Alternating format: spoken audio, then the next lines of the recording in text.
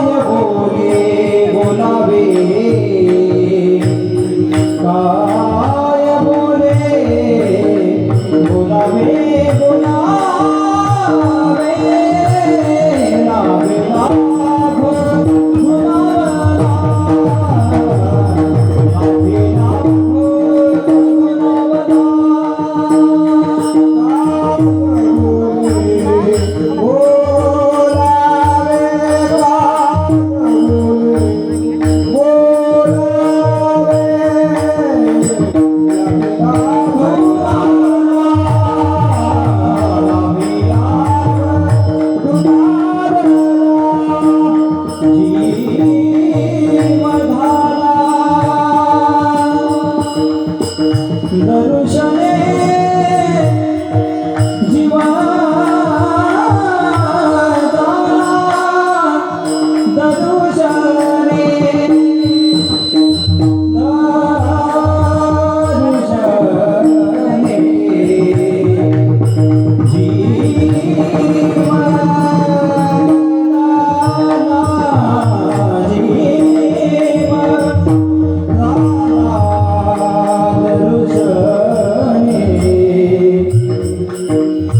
जीव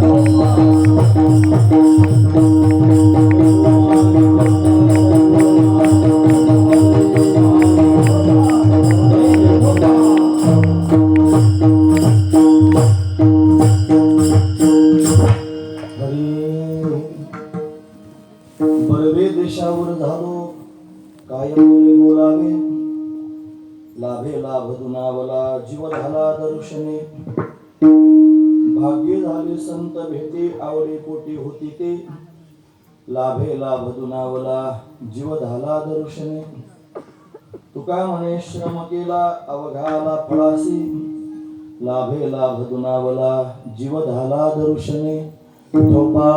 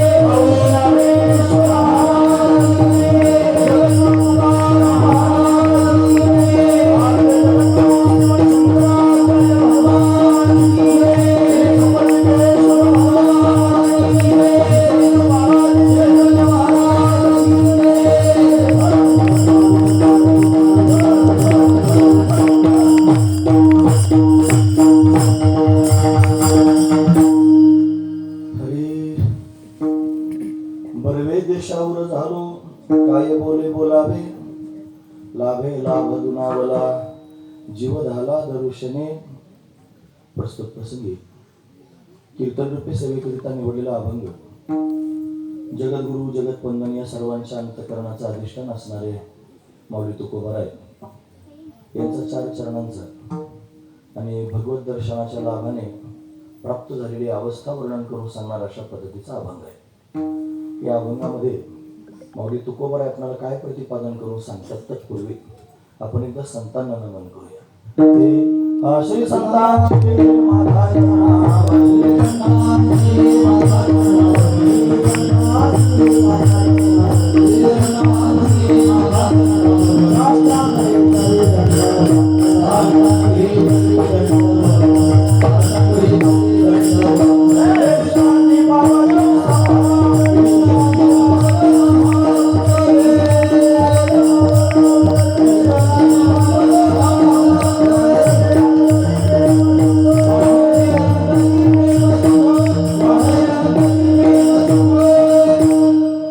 वचनायिका कमलापती वचनायिका कमलापती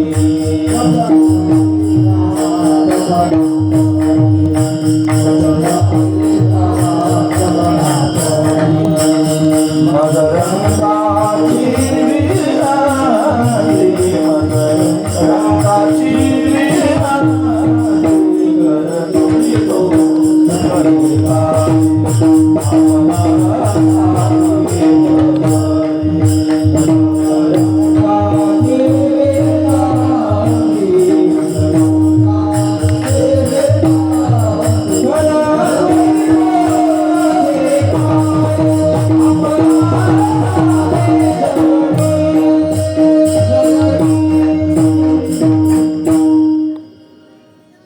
श्री संतांची या माथा चरणावरी साष्टांग हे करी दंडवत विश्रांती पावलो सांभाळा उत्तरी वाढव्यांतरी प्रेम सुख बरवे देशावर झालो काय बोले बोलावे लाभे लाभ दुनावला जीव झाला दर्शने. प्रस्तुत प्रतिवर्षीप्रमाणे याही वर्षी जगद्गुरु श्री संत तुकोबारायांच्या अनुग्रह दिनानिमित्त म्हणजे माघ शुद्ध दशमीच्या परमा पावन आणि पर्वणी निमित्त संपन्न होत असणार आपला हा अखंड हरिनाम सप्ताह, या सप्ताहातील असणारी ही 3ऱ्या क्रमांकाची भगवंताची कीर्तन रूपी सेवा, ही अकारण करुणावरून आले भक्तकाम कल्पद्रुम भगवान पांडुरंग परमात्म्याच्या अथांग करुणेनं, त्याच्या दयेनं या सर्व संयोजक मंडळींच्या माध्यमातून आमच्या वाटेला आलेले आहे. सेवेकरिता निवडलेला अभंग जगद्गुरु तुकोबाराय यांचा आहे. तुकोबाराय अभंगाच्या माध्यमातून भगवत प्राप्तीचा लाभ झाल्यानंतर जी त्यांनी स्थिती प्राप्त झाली त्याचं वर्णन करून सांगतात. काय सांगतात महाराज? ते म्हणजे बरं झालं मनुष्य शरीर मिळालं. आता खरं तर ही तुकोबारायांची भूमिका आहे महाराज. त्यांनी ही भूमिका करून आपल्यासारख्याची भूमिका मांडून अशा पद्धतीने बोलायला सुरुवात केली. तुकोबाराय तर अवतारी महापुरुष आहे. तुकोबाराय नित्य मुक्त आहे. त्यांच्याविषयी देवाच्या प्राप्तीची आस लागली, मग त्यांनी साधना केली, मग परमात्मा प्राप्त झाला, हे म्हणणं योग्य नाही. आमचे भाऊ म्हणायचे, भाऊ म्हणजे वैकुंठवासी पंढरीनाथ महाराज देवकर, त्यांच्याकडे आम्ही ग्रंथ शिकलो. ते म्हणायचे तुकोबारायांनी काही अशा भूमिका मांडल्या की ज्या जगाला त्यांनी गळी उतराव्यात. आपण परमार्थ कसा करावा? मी तव अनाथ अपराधी कर्महीन मतिमंद बुद्धी, तुझं मी आठविले नाही कधी, वाचे कृपानिधी माय बापा, असं तुकोबाराय म्हणतो. तुकोबाराय काय अनाथ होते का अपराधी होते की कर्महीन होते की मतिमंद होते? काहीच नव्हतं. पण तरी पण म्हणतात म्हणजे काय, तुकोबारायांनी आपल्याला शिकवलंय की बाबा तुम्हाला जर भगवंताची प्राप्ती करून घ्यायची असेल तर फुगीरपणा करू नका, लीन व्हा आणि भगवंताच्या समोर जाऊन लीनतेनं असं बोला, मी जसं तुम्हाला सांगतोय असं देवाच्या समोर बोला. काय बोलायचं? मी अनाथ आहे, अपराधी आहे, पायपा ध्वजे चिरचिरगुट ज्ञानोबराय म्हणतात. तैसा मी एक पतित ज्ञानोबराय. तुकोबारायांचे पण प्रमाण असे पाहतं, पतित पतित परिमित्री वाचा, पतित परितू आपुल्या सत्ता मज करावे सरते. हे काय आहे? पतित म्हणून घेतात, पापी स्वतःला म्हणून घेतात, म्हणजे भूमिका घेतात आणि त्या माध्यमातून बोलतात. तसं तुकोबारायांना भगवत प्राप्तीकरिता 8 तास करण्याचं त्यांनी महाराज काय आवश्यकता नाही. ते स्वतःच भगवत रूप आहे. ही त्यांची लीलाच आहे महाराज. ते लीलेनं प्रगट झाले. तुका भासला मानवी वेशधारी, परिहा लीला विग्रही, निर्विकारी. निर्विकार असणारं तत्व तुकोबारायांच्या रूपानं प्रगट झालं. ज्यांनी त्यांना अनुभवलं त्यांनी जगाला वर्णन करून सांगितलं. तुका विष्णू नाही तुझा, मने रामेश्वर भट्टद्विजा, तुका विष्णू नाही तुझा. हे सगळं विवेचन 2 मिनिटाचं मी का दिलं? त्याचं कारण आपल्या मनात भाव असावा की तुकोबाराय श्रेष्ठ आहेत, तुकोबाराय भगवत अवतार आहेत, त्यांना या सगळ्या गोष्टी करण्याची आवश्यकता नाही. पण सामान्य असणाऱ्या जीवानं भगवंतापर्यंत कसं गेलं पाहिजे याच्याकरिता ते गाईड आहेत. गाईड प्रत्येक एखाद्या शाळेमध्ये जर पीटीचा क्लास असला की त्याला स्टेजवर एक गाईड उभा केला जातो. मग तो असे हात करतो, मग बाकीचे असं करतात, मग ते असं करतो, मग बाकीचे असं करतात. म्हणजे ते गाईड जसं करेल तसं बाकीचे करतात. तशी तुकोबाराय आपल्या सगळ्यांकरता गाईड आहेत. मग त्यांनी गायडन्स करायचं आपल्याला. पुढे ते चालणार आहे तर आपण त्यांच्या मागे चालणार आहोत. म्हणून वेदमार्गी मुनी गेले त्याची मार्गी चाललो, मार्ग जाऊन गेले आधी दयानिधी संत पुढे.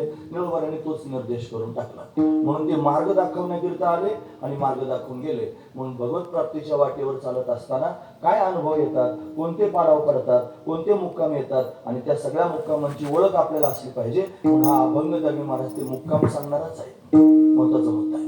या अभंगामधून तुकोबाराय त्यांनी असं वर्णन करून सांगतात की बाबा मनुष्य शरीर प्राप्त झालं, त्याच्यात भगवत प्राप्तीची उर्मी निर्माण झाली आणि मग जिज्ञासेपोटी त्यांनी महाराज भगवंताला शोधण्याकरिता निघालो.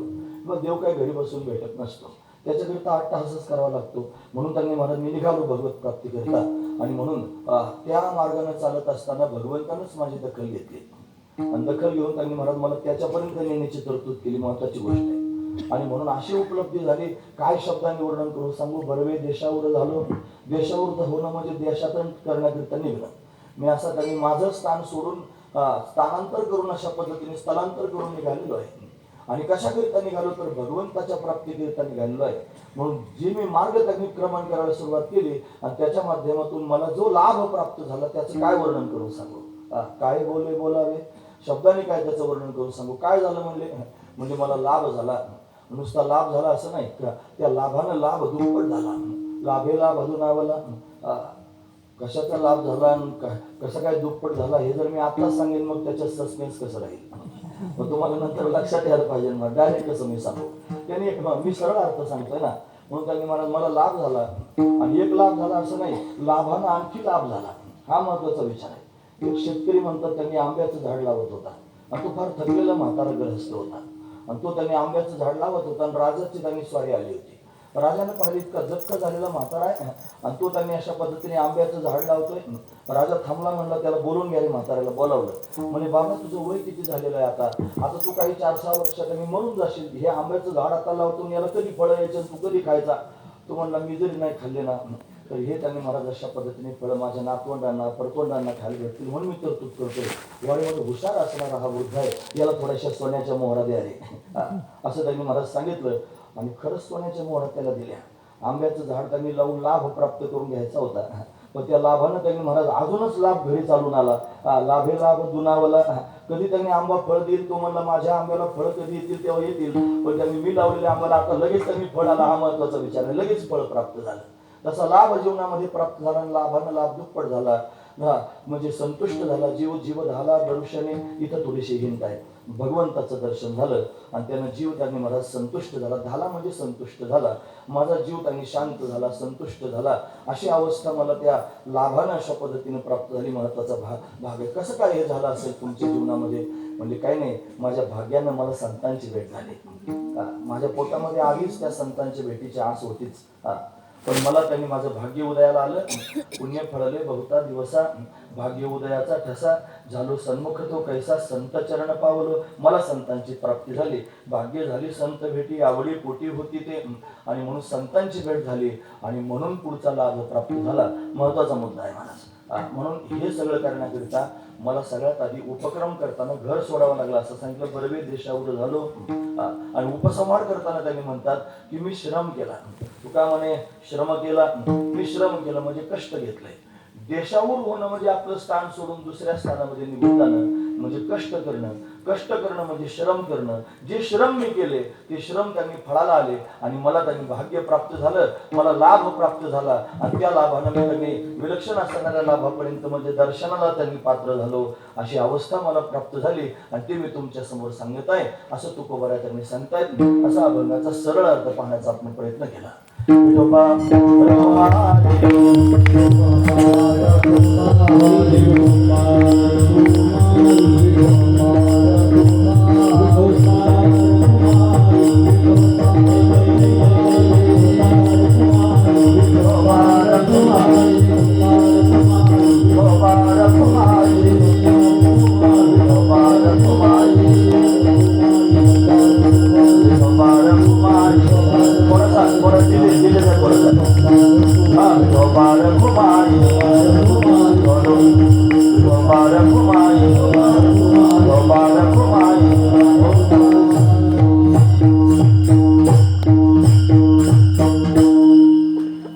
बरवे देशावर झालो, काय बोले बोलावे, लाभे लाभ दुनावला, जीव झाला दरुशने. आज मोठा भाग्याचा दिवस आहे आपल्या वारकरी संप्रदायाच्या दृष्टीनं. हे जे 5-7 दिवस आहेत ते म्हणजे मोठी पर्वणीचे दिवस आहेत. फार मोठी पर्वणी आहे. जगद्गुरु तुकोबा यांच्या अनुग्रह दिवसानिमित्त आपण ही सेवा या ठिकाणी संपन्न करत असतो. आणि म्हणून मोठा असणारा हा सोहळा दरवर्षी किती वर्षांपासून त्यांनी 69 वर्षापासून अविरतपणे हा सोहळा या ठिकाणी सुरू आहे. भगवान त्र्यंबकेश्वराचं हे स्थान दिव्य आहे. इथं त्यांनी श्री संत बाबाजी चैतन्य महाराज या ठिकाणी वास्तव्य करत आहेत आणि त्यांची सेवा करण्याकरिता हे मंडळ पण सज्ज आहे. इथे त्यांनी अध्यक्ष विलासराव त्यांनी आहेत, अजून बाकीचे सगळे ही सगळी मंडळी आम्हाला भेटत असतात. आणि आपल्या उतूर गावाशी आमचा चांगला परिचय आहे. इथे तांबे अण्णा आलेले आहेत. गावामध्ये त्यांनी कवठे यमाईच्या समोर त्यांनी कथा करण्याचा योग आला. म्हणून सगळी मंडळी श्रवण करणारीच आहेत आणि म्हणून भगवंताची सेवा करायची आमचाच आग्रह होता त्यांना की तुम्ही दरवेळेला त्यांनी पर्वणीचे कीर्तन देतात, मग आम्हाला त्याच मुद्द्यावर बोलावं लागतं. दुसऱ्या एखाद्या मुद्द्यावर त्यांनी बोलता यावं म्हणून आधी मधली कधीची तरी सेवा देत जा. विलासरावांनी अध्यक्षांनी या सगळ्या मंडळींनी विचार केला की थोडं बदलून असलं पाहिजे म्हणून आजच्या दिवसाची सेवा आहे. आणि त्यात आज आणखी त्यांनी विशेष असणारी पर्वणी लाभे लाभ दुनावला या इथं सेवा करण्याचा लाभ आणि त्याच्यात आणखी लाभ प्राप्त झाला. आदरणीय कीर्तन केसरी श्री जांभळे महाराज या ठिकाणी उपस्थित आहेत. कसं काय आज आमच्या गंगा त्यांनी आली असेल भगवंताला माहिती. तर त्यांना रोज सेवा आहेत, रोज भगवंताचं चिंतन करतायत. निस्पृह भावनेनं भगवंताच्या चिंतनात त्यांनी आलेली मंडळी फार तुरळ असतात महाराज. ते सहजासहजी भेटत नाहीत. त्यांची भेट होणं हे सुद्धा भगवंताच्या कृपेनं त्यांनी घडत असतं. म्हणून आपल्या सर्वांना भगवंताची कृपाच झाली असं समजायचं. आणि महात्म्यांची भेट अशा पद्धतीने घडली. पण अशा पद्धतीनं आपण सर्वजण भगवंताच्या चिंतनामध्ये सद्भक्तांच्या सानिध्यात अशा पद्धतीने प्रवेश करतो आहोत. आज त्यांनी मला लाभ सांगायचा आहे. काय लाभ आहे? लाभ प्राप्त करून घेण्याकरिताच सगळ्या लोकांचा अट्टहास असतो. सगळेच लोक लाभाच्या मागे पडत असतात. महाराज काय लाभ प्राप्त करायचा? ज्याच्या त्याच्या दृष्टीनं लाभाची व्याख्या ठरलेली आहे. समाजामध्ये 2-4 प्रकारचे वर्ग असतात. प्रत्येकाला वेगळ्या प्रकारचा लाभ अपेक्षित असतो. पामर नावाचा वर्ग समाजामध्ये आहे. त्या पामराला त्यांनी महाराज काही नाही, त्याला शास्त्र मान्य नसतं, धर्म मान्य नसतो.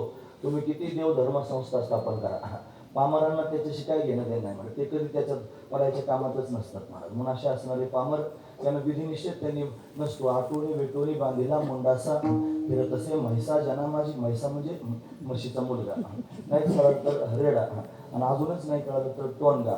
तो जसा त्यांनी महाराज उन्मत्त असतो, कुठेही तोंड घालतो अशी त्याची अवस्था असते. असा एक वर्ग समाजात आहेच महाराज.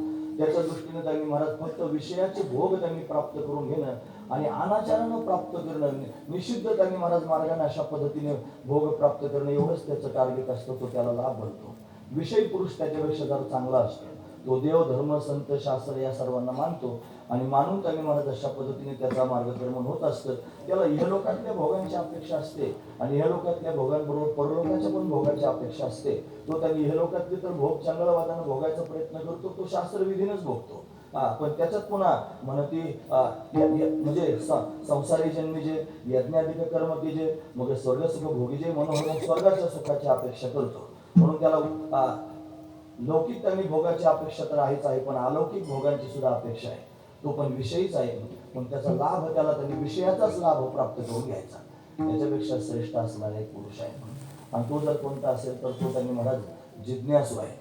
त्याला त्यांनी महाराज जिज्ञासू तो जाणावया लागी भजे, तो चतुर्विधा भजनते माम असं त्यांनी गीता म्हणते. 4 प्रकारचे भक्त त्यांनी असतात, भगवंताचं भजन करतात. त्याच्यामध्ये अर्थ असतो, अर्थार्थी असतो, जिज्ञासू, आणि मग ज्ञानीचे भरतर्षभ म्हणून ज्ञानी पण असतो. त्याच्यापैकी जो जिज्ञासू आहे ना, हा जिज्ञासू भगवंताला जाणण्याकरिता अट्टहास करतो. तो त्यांनी भगवंताला प्राप्त करून घेण्याकरिता भगवत स्वरूपाला जाणण्याकरिता त्याचा अट्टहास असतो. तो त्यांनी मध्यम स्वरूपाचा लाभ त्याला त्यांनी प्राप्त होतो. काय प्राप्त होतो? त्याला त्यांनी स्वरूपाला जाणायचं असतं. मग तो त्यांनी संतांच्या संगतीत जातो. संतांच्या संगतीत गेला की मग त्याचा अधिकार पाहून संत त्याला उपदेश करतात. मग त्याला कळतं मी आत्मा आहे आणि आत्माच ब्रह्मरूप आहे असा अद्वैत बोध प्राप्त करून घेतो आणि जीवनमुक्त होतो. हा पण लाभ आहे, पण हा मध्यम असणारा लाभ आहे. तुम्हाला याला मध्यम लाभ म्हणतो. त्याच्यापेक्षा काय श्रेष्ठ आहे? त्याच्यापेक्षा पण श्रेष्ठ आहे. काय श्रेष्ठ आहे? अरे जीवनमुक्त झाले महापुरुष, त्यांना ब्रह्मज्ञानही प्राप्त झालं, पण ते म्हणजे नको ब्रह्मज्ञान राहू दे तुमचं तुम्हाला. न लगे माझं तुझे ब्रह्मज्ञान गोजरे सगुण रूप पुढे, किंवा म्हणजे मला आणखी प्रमाणे त्यांनी सांगता येतील नको ब्रह्मज्ञान आत्मस्थिती भाव मी भक्त तू देवायसे करी असं त्यांनी मला तुकोबारा म्हणतात. म्हणजे ब्रह्मज्ञानाला सुद्धा डावलून त्याच्यापेक्षा श्रेष्ठ भगवंताची भक्ती आहे. आणि त्या भक्तीकरिता का सवयी होतात? ती भक्ती म्हणजे भगवंताचं दर्शन प्राप्त करून घेण्याकरिता आहे. पण तो पण लाभच आहे आणि तो त्यांनी महाराज उत्तम असणारा लाभ आहे. मी तुमच्या समोर कनिष्ठ लाभ सांगितला, त्याच्यामध्ये पामर विषयी लोक घोटमळत राहतात. मी तुमच्या समोर मध्यम लाभ सांगितला, तो जिज्ञासू त्यांनी मला स्वरूपाला जाणण्याकरिता भजत असतो आणि तो त्या स्वरूपाला जाणून मुक्त अवस्थेपर्यंत जाण्याचा प्रयत्न करतो. पण त्याच्यापेक्षा श्रेष्ठ उत्तम असणारा लाभ जर कोणता असेल तर भगवंताची प्राप्ती करून घेणं आणि भगवत दर्शनानं संतुष्ट होणं, भगवंताचं त्यांनी सुख प्राप्त करून घेणं हा उत्तम असणारा लाभ आहे. आणि त्या लाभाकरिता सर्व त्यांनी लोकांचा अट्टहास असला पाहिजे, हा महत्वाचा विचार आहे. म्हणून तिथपर्यंत जाण्याकरिता आपण सायास केले पाहिजेत, तिथपर्यंत जाण्याकरिता आपण प्रयत्न केले पाहिजेत. तुम्ही ऐकतात ना सर्वजण, फार महत्वाचा मुद्दा सांगतो. ज्याला भगवत स्वरूपापर्यंत जायचं ना, त्याची अवस्थाच काही वेगळी असते महाराज. तो सगळ्या लोकांमधून वेगळा पडतो, निवडून पडतो महाराज. कसं काय निवडून पडतो? तो त्यांनी महाराज एका वेगळ्याच विचारांचा असतो. सगळ्या लोकांचं परमार्थ करणं म्हणजे लोकांकडे पाहून परमार्थ करायचा. लोक गंध लावतात, आपण गंध लावायचा. लोकांनी माळ घातली, आपण माळ घालायची. लोक पारणाला बसतात, आपण पारणाला बसायचं. लोक वारीला जातात, आपण वारीला जायचं. आणि हे सगळं करणं यालाच परमार्थ म्हणायचं. हा काही परमार्थ नाही का? निश्चित परमार्थ आहे. पण तो निष्ठात आणि परमार्थच आहे. त्याच्यात डोळसपणा असला पाहिजे. डोळसपणा जास्त महत्वाचा असतो. परमार्थात नजर जास्त महत्वाची असते. दरवेळी तुम्ही ऐकत असता, परत एकदा ऐका, ऐकल्यावर व्हायला जात नाही महाराज. परत अभ्यास म्हणून ऐका. महत्वाचा मुद्दा सांगतो. काय गुरुजी म्हणायचे? परमार्थ त्याने कोणाचा, गरीबाचा का श्रीमंताचा असा प्रश्न विचारायचे. परमार्थ गुरुजी म्हणजे वैकुंठवासी रंगनाथ महाराज परभणीकर. ते म्हणायचे सांगा परमार्थ कोणाचा, गरीबाचा का श्रीमंताचा? लोक पुसबुस करायचे, कोणी म्हणायचं गरीबाचा, कोणी म्हणायचं श्रीमंताचा. मग ते 2-5 मिनिटं पुसबुस करू द्यायचे, मग सांगायचे ऐका, परमार्थ गरीबाचा नाही, परमार्थ श्रीमंताचा नाही, परमार्थ नजरेचा. ज्याला नजर आली त्याचा परमार्थ. परमार्थात जर नजर चालली नाही तर परमार्थ करण्यात काय तात्पर्य आहे महाराज? नुसतं गंध लावणं, माळ घालून वारी करून येणं, पारायण करणं, बोट फिरवणं म्हणजे जर परमार्थ असतात आणि तेवढ्यानं परमात्मा, आणि त्याच्यात दृष्टी आली पाहिजे. परमात्मा त्याने दिसेल सुद्धा, म्हणजे विठ्ठल जळीस्थळी भरला, प्रीता ठाव नाही उरला, आणि त्याच्या पुढे अंडरलाईन करण्यासारखे वाक्य आजम्या दृष्टीने पाहिला. ते पाहण्याची दृष्टी असावी लागेल ना. या उपाधी माझी गुप्त चैतन्य असे सर्वगत, ते तत्वज्ञ संत स्वीकारिती. म्हणून त्या तत्वज्ञ असणाऱ्या संतांना दृष्टी प्राप्त झालेली आहे, आणि त्या दृष्टीने त्या चराचरातल्या परमात्म्याला ते पाहतात. परमात्मा पाहण्याकरिता नजर असली पाहिजे, तसा नाही परमात्मा तुम्हाला दिसणार. म्हणून त्यांनी परमात्मा पाहण्याकरिता अट्टहास केला पाहिजे. त्या परमात्म्यापर्यंत जाण्याकरिता अशा पद्धतीने आपण सायास केले पाहिजे, नजर आली पाहिजे. नजरेचा परमार्थ ज्ञानवर म्हणतात, आंधळ्या गरुडाचे पाच हाती, पण ते कवण्या उपयोगा जाती. गरुड आहे, त्याला भरारी मारता येते, पण गरुड आंधळा आहे. आंधळ्या गरुडानं जर त्यांनी भरारी मारली तर ती त्यांनी मला कुठे जाईल त्याला तरी माहिती आहे का? एखाद्या झाडात तरी जाऊन अडकेल, एखाद्या पर्वताला जर तरी जाऊन धडकेल. अशा पद्धतीने त्यांनी महाराज त्याची भरारी व्यर्थ जाईल. तसं त्यांनी महाराज निवळ अशा पद्धतीने आपण परमार्थ म्हणून बाह्य क्रिया करत राहिलो आणि अंतरंग भाव जर कधी शोधून पाहिलाच नाही तर मग मात्र आपल्याला परमात्म्यापर्यंत जाता यायचं नाही. हा महत्वाचा विचार आहे. बऱ्याच देवदेवतांना आपण भेटण्याकरिता जातो, दर्शनाकरिता जातो, आणि त्या मंदिरामध्ये त्या देवतेच्या समोर आणि असा मुखवटा लावला जातो, आणि तो मुखवटा आपण त्यांनी पाहतून आपण दर्शन घेऊन येतो, म्हणतो आपलं दर्शन झालं. मुखवटा जो लावलेला असतो ना, तो बाहेरून लावलेला असतो, आणि मुख्य देवता कुठे असते? त्याच्या आतमध्ये असते. आपण म्हणतो दर्शन झालं, त्याला दर्शन नाही झालं. मग काय झालं? त्या मुखवट्यालाच पाहून परत आला महाराज. तो मुख्य असणारा देव आहे त्याच्या आतमध्येच आहे. तसं बाहेरून त्यांनी महाराज पाहण्याचा प्रयत्न केला, झालं म्हणलं दर्शन. तसं नाही, हे फक्त मुखवट्याचं दर्शन आहे. मग त्यानं अंतरंग भाव अंतकरणात निर्माण केला पाहिजे, आणि ओरिजिनल देवापर्यंतचा प्रवास त्यानं केला पाहिजे. तो देव शोधला पाहिजे. त्या देवापर्यंत त्यांनी महाराज जाण्याकरिता अट्टहास केला पाहिजे. एखाद्यालाच कळतं महाराज, एखादाच निवडून पडतो समाजामध्ये, आणि त्याच्या मनामध्ये उत्कंठा निर्माण होते, मला देव पाहिजे, मला देव प्राप्त करून घ्यायचा. अनेक वेळ तुम्ही ऐकत असता, परत एकदा ऐका. हे बघा, ज्याला देव प्राप्त करून घ्यायचा ना, त्याने काही सूत्र आपल्या लक्षात ठेवले पाहिजेत. त्याच्या अंतकरणामध्ये काही गोष्टींचा आत्मविश्वास असला पाहिजे. आत्मविश्वास भगवंताच्या प्राप्तीमध्ये फार महत्वाचा असतो. काय आत्मविश्वास त्यानं धारण करायचा? त्यानं आत्मविश्वास धारण करायचा, या जगामध्ये देव आहे. तुम्हाला बालवाडी शिकवायला लागला असता आम्हाला, मला बालवाडी नाही शिकवायची. तुम्हाला सांगतो महाराज, 50 वर्षाची काही माळकरी अशी मी पाहिले, गळ्यात माळ आहे, 50 वर्षापासून जीव झिजवायचं काम चालू आहे, पण मनामध्ये विश्वासच नाही जगात देव आहे का नाही. ते मनात ते पुन्हा म्हणून दाखवतात, देव असला म्हणजे बरं होईल, एवढे कष्ट त्यांनी सहन करतो, म्हणजे त्याच्या मनात कचच आहे, अजून देव आहे की नाही. देव आहे हा बिनधास्त त्यांनी पूर्णपणे विश्वास असला पाहिजे. फार महत्वाची गोष्ट आहे. वेद आहे, शास्त्र आहे, त्यांनी महाराज याच्यावर पूर्ण विश्वास असला पाहिजे. तो विश्वास याचंच नाव श्रद्धा आहे महाराज. संत आणि शास्त्रावर असणाऱ्या नितांत विश्वासाला श्रद्धा असं म्हणतात. म्हणून तर ती श्रद्धा अंतकरणामध्ये दृढ असली पाहिजे. म्हणतात कुमारील भट्ट होते, आणि ते कुमारील भट्ट त्यांनी महाराज त्या बौद्धांमध्ये अशा पद्धतीने गेले, आणि गेल्यानंतर त्यांनी महाराज आपल्या धर्माच्या विरोधात त्यांनी महाराज प्रक्रिया त्यांची असते. मग वेदाचं महत्व त्यांनी महाराज त्यांना माहिती आहे. मग गोमातेची त्यांनी महाराज निंदा केली त्यांच्या एका प्रवचनात. यांच्या डोळ्याला पाणी आलं. ते म्हणले, अरे हा बौद्ध नाही, हा त्यांनी दुसऱ्या धर्माचा दिसतो, हिंदू आहे. त्याला त्यांनी पकडलं, सनातन परंपरेचा आहे. पकडल्यानंतर त्यांनी म्हणले, तू कसं काय आमच्यामध्ये घुसलास? म्हणलं, मला तुमचं त्यांनी जे शास्त्र आहे त्याचा अभ्यास करून खंडन देण्याकरिता आलो, खरं खरं सांगितलं. म्हणजे मग तुझा वेद जर खरा असेल ना, तर तू त्यांनी महाराज 1000 फूट उंचीच्या कड्यावरून उडी मारायची. जर तू जिवंत राहिलास तर तुझा वेद खरा. वेद घेतला, छातीला लावला, आणि उडी मारताना म्हणले, जर वेद खरा असेल तर मी जिवंत राहीन. काय म्हणले? जर वेद खरा असेल तर मी जिवंत राहील. म्हणून अशी 1000 फूट उंचीवर उडी मारली, आणि उडी मारल्यानंतर त्यांनी मला सुखरूप तळापर्यंत गेले. फक्त एक गावताची गाडी वर खडली. सगळे लोक आनंदाने नाचायला लागले. म्हणजे वा, यांचा विजय झाला, 1000 फूट उंचीवरून टाकले तरी पण सुखरूप राहिले. पण त्यांच्या मनामध्ये मात्र खंत होती की हे सगळं झालं, पण माझ्या अंगाला ही काळी का लागली, हे का वर खडलं असेल.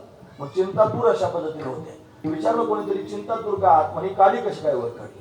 भगवंताला त्यांनी विनंती करायला लागले, का ही काळी वर खडली? मी तर वेदाला पूर्ण मानणार आहे. ते म्हणले, तुम्ही उडी मारताना म्हणले, जर वेद खरा असेल तर मी जिवंत राहील. म्हणजे त्याच्यात जर आला म्हणून ही तर लागली, हा महत्वाचा विचार आहे. म्हणजे त्याच्यात एवढा सुद्धा किंतु चालत नाही, जर चालत नाही. हा मग भक्ती जर भगवंताची करायची असेल ना तर ती शुळावरची पोळीच आहे महाराज. भक्ती तो कठीण शुळावरील पोळी, मग विरळा तो बळी निवडे शूर. ही शुळावरची पोळी म्हणजे काय? पूर्वीच्या काळात शुळावर दिलं जायचं. एखाद्याला जर दंड द्यायचं म्हणलं की असं चौकोनी ओटा तयार करायचे, त्याला मध्यभागी एक छिद्र असायचं आणि त्या छिद्रातून त्यांनी महाराज एक शूळ म्हणजे टोकदार असणार त्यांनी शस्त्र असायचं, ते वरती काढून ठेवलं जायचं. त्याला हँडल असायचं फिरवायला. ज्याला शुळावर द्यायचं त्याला त्याच्यावर मांडी घालून बसवायचं आणि बसून त्यांनी त्याला वरतून दाबून धरायचं आणि खालून त्यांनी ते फिरवायचं. मग त्याच्या बुधद्वारावाटी तो शूळ अंगामध्ये घुसतो आणि मग एवढा भयंकर वेदना त्याला होतात महाराज की त्याचा प्राण जातो. अशी त्यांनी महाराज अवस्था असते. मग काय होते, एक अशी त्यांनी उंच दोरी लावली, त्या दोरीला त्यांनी अशा पद्धतीने पोळी अडकवली. आपण पोळ्या खातो ना, ही पोळी त्यांनी अडकवली आणि सांगितलं एका उडीमध्ये जो ही पोळी घेईल तो जिंकला. जर ही पोळी त्याला घेता आली नाही तर शुळावर द्यावं लागेल. मग भक्ती तो कठीण शुळावरील पोळी, ही शुळावरची पोळी असं त्याला म्हणायचं. हा महत्वाचा. एवढी कठीण चांगली भक्ती आहे महाराज.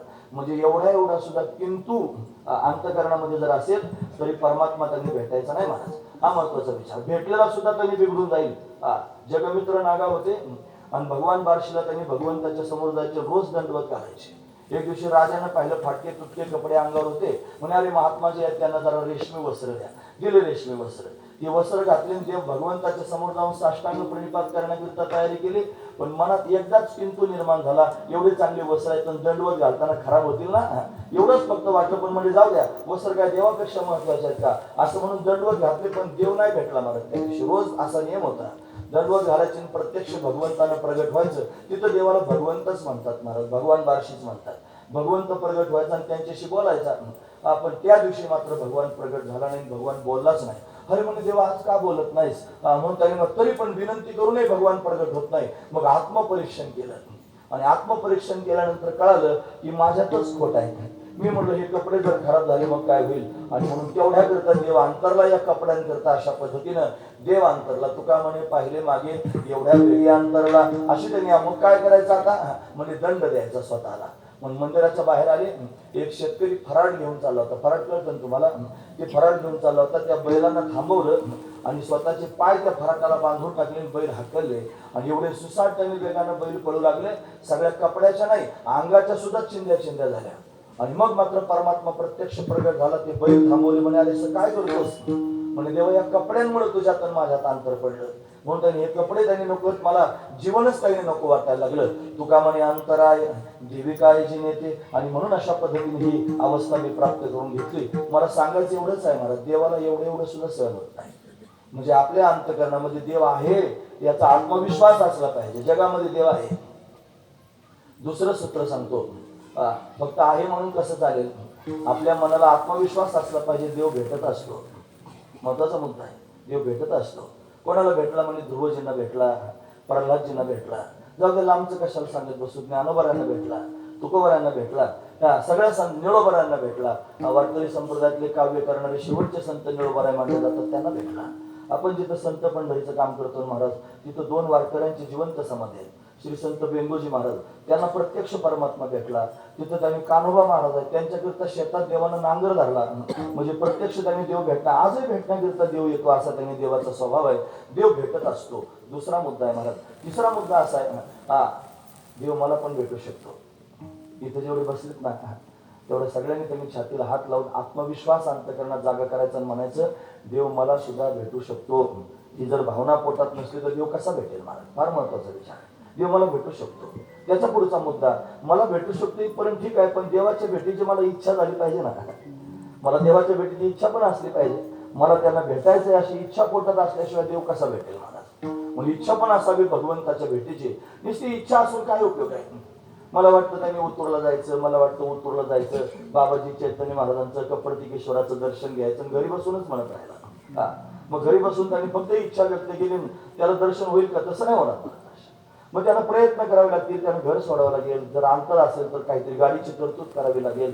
मग इथपर्यंत त्यांनी यावं लागतील श्रम करून, मग तुम्हाला दर्शन प्राप्त होईल. म्हणजे त्यांनी प्रयत्न पण करावे लागतील. बिगर प्रयत्नाचा परमात्मा भेटत नसतो. हे 5 मुद्दे आहेत महाराज, हे आपल्या हातातले मुद्दे आहेत आणि आपण ते दृढ करून ठेवा. आताच दृढ करा, कीर्तनातच दृढ होत असतात. देव आहे, देव भेटत असतो, मला पण भेटू शकतो.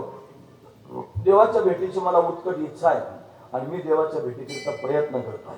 हे प्रयत्न करणं म्हणजे आपली जागा सोडणं. परमार्थ करत असताना परमार्थिकाने वर पाहत जावं आमचे भाऊ म्हणायचे, आणि संसारिक लोकांनी खाली पाहत जावं. संसारिकाने खाली पाहून परमार्थिकाने वर पाहावे. खाली वर काय प्रकार आहे असं लक्षात यायला पाहिजे ना. त्याचा अर्थ सांगतो काय होतो ऐका. संसारिक जीवन जर त्यांनी वर पाहिलं तर त्याच्यापेक्षा श्रीमंत लोक त्याला दिसतात, त्याच्यापेक्षा संपन्न लोक त्याला दिसतात. तो जर काही पत्र्याच्या घरात राहत असला आणि त्याचा शेजारी जर स्लॅबवाला असला तर त्याच्या पोटात ती कुमकुमीच असते. त्याचा स्लॅब झाला मी अजून पत्र्यातच आहे, त्याचा स्लॅब झाला मी अजून पत्र्यातच आहे. मग तो वर पाहतो, त्याच्या मनामध्ये तो भाव निर्माण होतो. मग तो काय करतो, हट्टहासानं प्रयत्न करतो, जुगाड लावतो, काही ना काहीतरी कष्ट करतो, रात्रीचा दिवस करतो, संपत्ती जमा करतो आणि जन्म त्याच्यातच खर्च करतो घर बांधण्याकरिता, का तर त्याने वर पाहिलं. पण आपल्यापेक्षा त्यांनी श्रीमंत लोक जगामध्ये दिसतील, मग माणसाच्या मनात उर्मी निर्माण होईल आणि त्यांच्यासारखं करण्याचा प्रयत्न जीव करेल. म्हणून त्यांनी वर नाही पाहत जावं संसारिकांनी, खाली पाहायचं. पत्र्याच्या घरात राहतो ना, त्याने विचार करायचा अरे मी तरी चांगला पत्र्याच्या घरात राहतो, निवाऱ्यात आहे. काही लोक सपडातच राहतात असं. त्यांना त्यांनी महाराज चांगली घरं सुद्धा नाहीत सिमेंटचे बांधलेले, ते दगडा मातीच्याच घरात अजून राहत आहेत. मग त्यांच्यापेक्षा मी बरा आहे असा विचार त्यानं करावा. संसारिकानं खाली पाहत जावं.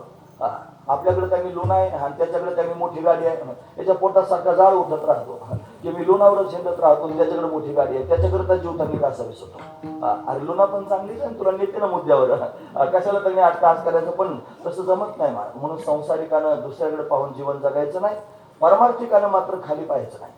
परमार्थिकाने जर खाली पाहिलं, तो जर चांगला परमार्थाला लागला असेल, माळ घातली असेल, कपाळाला गंध लावित असेल, मस्तकावर शिखा धारण करीत असेल आणि त्यानं जर खाली पाहिलं तर त्याला लोक दिसतील आणि त्याला वाटेल बघा मी तरी गण लावतो, ते गण सुद्धा लावित नाही, मी तरी माळ घातली, तिने साधी माळ सुद्धा घातली नाही, असा भाव त्यांनी पोटात होईल आणि तो म्हणेल त्यांच्यापेक्षा मी बरा आहे असं म्हणून त्याचा परमार्थ तिथंच थांबेल. तो म्हणेल मी फार मोठा परमार्थिक, हे तर करीतच नाही, मी त्यांच्यापेक्षा चांगला परमार्थ करतो, तो तिथंच थांबेल महाराज. म्हणजे त्याची दृष्टी त्यांनी महाराज तिथपर्यंत अवलंबून राहील. म्हणून परमार्थिकाने त्यांनी महाराज खाली कधीच पाहायचं नाही, परमार्थिकाने वर पाहायचं. वर पाहिल्यावर काय दिसेल, त्याला आपले श्रीगुरु दिसतील, काय त्यांचा परमार्थ श्रेष्ठ आहे. त्याला आणखी त्यांच्यावरती तुकोबऱ्या दिसतील, काय त्यांचा परमार्थ श्रेष्ठ आहे. त्यांच्यावरती त्यांनी महाराज अशा पद्धतीने नाथ महाराज दिसतील, त्याच्यावरती ज्ञानोबऱ्या दिसतील, त्याच्यावरती शंकराचार्य दिसतील, त्याच्यावरती व्यासदेवजी महाराज दिसतील, त्याच्यावरती त्यांनी नारदजी महाराज दिसतील. त्याच्यावर नारदांना विचारलं तुम्ही परमार्थ करता कोणाकडे पाहून करता, त्यांनी पण पाहिलं कोणाकडे तरी. त्यांनी भक्तीची व्याख्या सांगितली. हे आता तो भक्ती व्याख्या भक्तीची व्याख्या सांगतो म्हणले, सात वस्मिन परम प्रेम रूपा, भगवंतावर प्रेम करणं ही भक्ती आहे. म्हणजे कसं प्रेम करायचं सांगा ना, कशी भक्ती असते. काही उदाहरण म्हणजे मुखास्वादनवर, मुक्या माणसानं साखर खाल्ल्यावर कशी लागेल, गोड लागेल. मग त्याला साखर खाली त्याला गोड लागेल, तुम्ही विचारलं कशी लागली, तो काय सांगेल, तो सांगणारच नाही का, मुख आहे गोड लागली नाही का, लागली, पण सांगता येते का, सांगता येत नाही. तशीच आहे भक्ती. हा मग मुखास्वादनवर. पण मग असं सांगितलं आम्हाला कसं कळेल, एखादं उदाहरण सांगा ना. म्हणजे यथावर्ज गोपिका नाम, उदाहरण सांगितलं. गोपिकाने जशी भक्ती केली त्याला भक्ती असं म्हणतात. म्हणजे वर पाहत जायचं हा महत्वाचा विचार आहे. म्हणजे त्यांनी परमात्म्याला प्राप्त करून घेतलं, परमात्मा त्यांचा दास झाला महाराज. विश्व के कण कण में किसका आभास है, यही महारास है, यही महारास है. तारों में नर्तन फूलों में उल्लास है, यही महारास है, महारास आहे भगवान. त्यांनी त्याच्या पुढे त्याने तो कवी असं म्हणतो, तो म्हणतो त्रिभुवन का स्वामी भक्तों का दास है, यही महारास है. त्रैलोक्याचा स्वामी आहे परमात्मा आणि तो भक्तांचा दास झालेला आहे. म्हणजे जगाचा मालक त्या गोपिकांचं दास्यत्व करण्याकरिता तयार आहे, एवढा त्यांचा अधिकार आहे. मग परमार्थ करत असताना कुठे पाहावं, वर पाहावं आणि पाहून विचार मनामध्ये करावा की मला पण तसा परमार्थ करायचा आहे.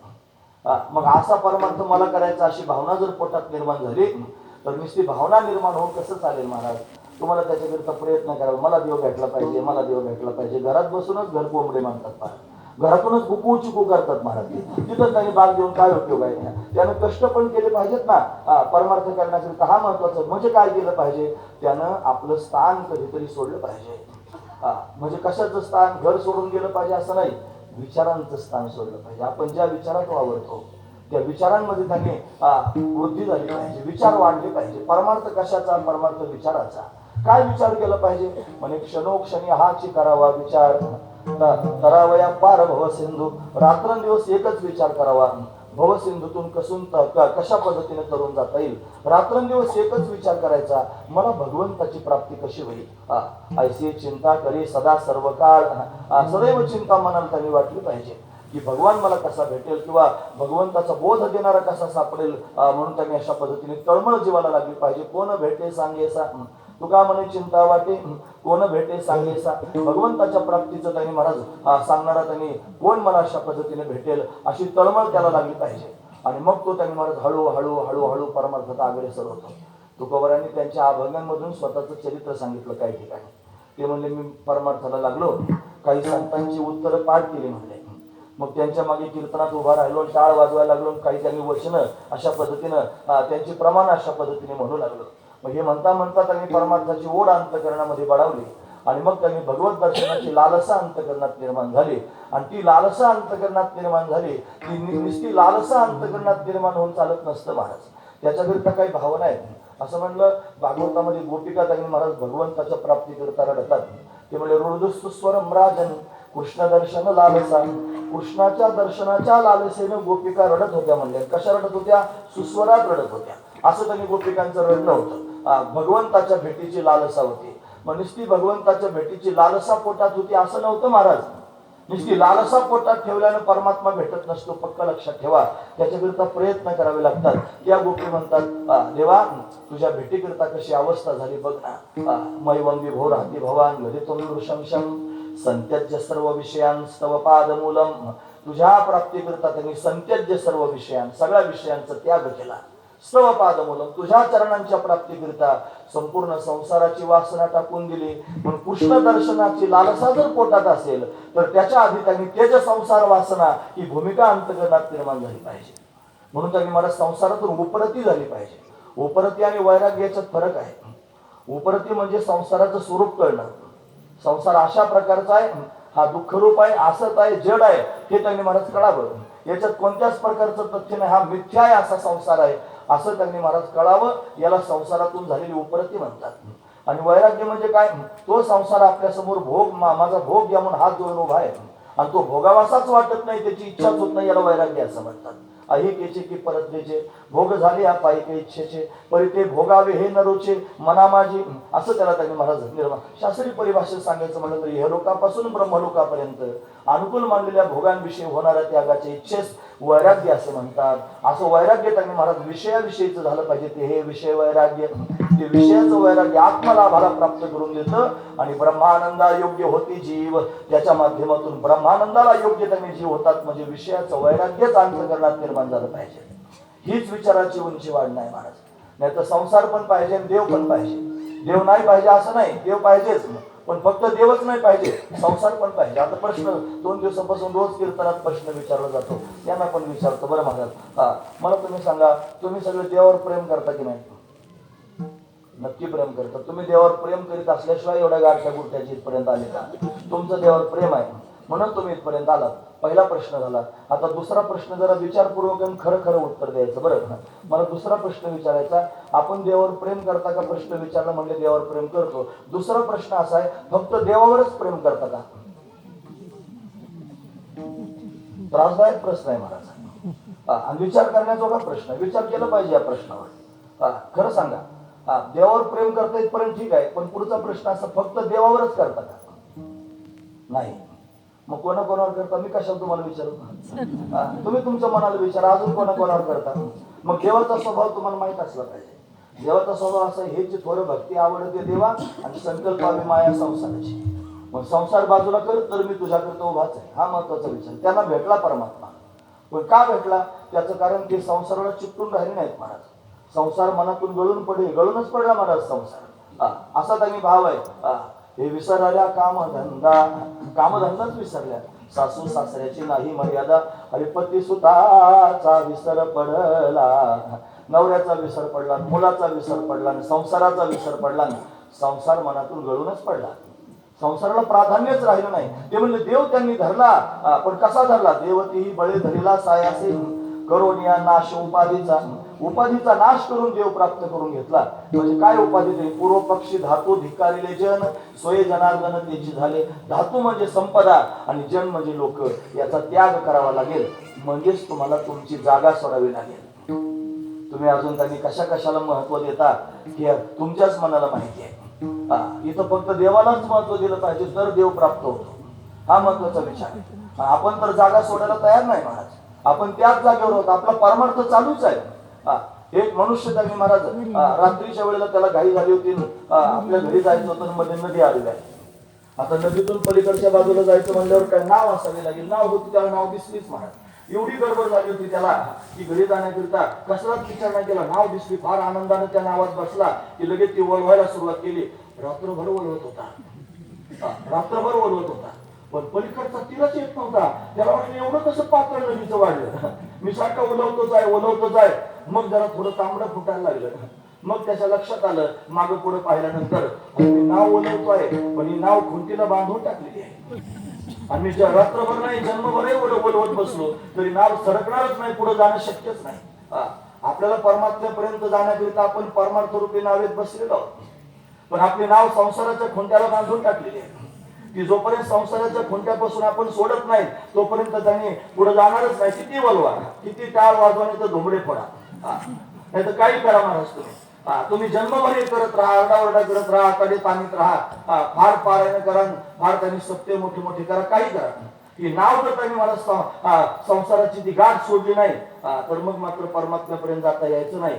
याला स्थित्यंतर म्हणतात, यालाच त्यांनी आपली स्वतःची स्थिती बदलणं म्हणतात. म्हणून कधीतरी आपली जागा सोडली पाहिजे महाराज. त्याच्यातून विचारानं विवेकानं काही महाराज जागा सोडली पाहिजे, परमात्म्यालाच महत्व दिलं पाहिजे. तुम्हाला कळालंय आता देव आहे, देव भेटत असतो, मला पण भेटू शकतो. मला देवाच्या भेटीची इच्छा आहे, मी देवाच्या भेटीकरिता प्रयत्न करतोय. हे 5 मुद्दे आपल्या हातात आहेत. पुढचे 2 मुद्दे आहेत महाराज अजून. ते जर 2 मुद्दे कोणते असतील तर त्याच्यात भगवंताचा अनुग्रह व्हावा लागतो आणि मग भगवंताचा साक्षात्कार होईल. हे 7 मुद्दे तुमच्या अंतःकरणाच्या पटलावर कोरून ठेवा. म्हणून भगवंताकरिता 8 तास केलं पाहिजे, भगवंतालाच महत्व दिलं पाहिजे, कोणालाच महत्व नाही द्यायचं. भगवंता वाचून कोणाला महत्व द्यायचं नाही म्हणत, कोणा व्यक्तीला महत्व दिलं नाही तो बरं आहे. छत्रपतींसारखे आले, ते म्हणजे मुंगी आणि राव आम्हा सारखाचे जीव महत्व दिलं नाही महाराज. मग राजे नव्हते का? होते ना, त्यांचा सन्मान केला नाही का? केला ना, पण महत्व कोणाला? देवाला. देवापेक्षा कोणताच राजा मला बाकीचा कोणता राजा माहित नाही, एकच राजा माहिती आहे, पंढरीचा राजा, बस. त्याच्यापेक्षा वेगळा कोणताच राजा नाही माझा. त्याला देवाला महत्व, व्यक्तीला महत्व दिलं नाही, वस्तूला महत्व दिलं नाही.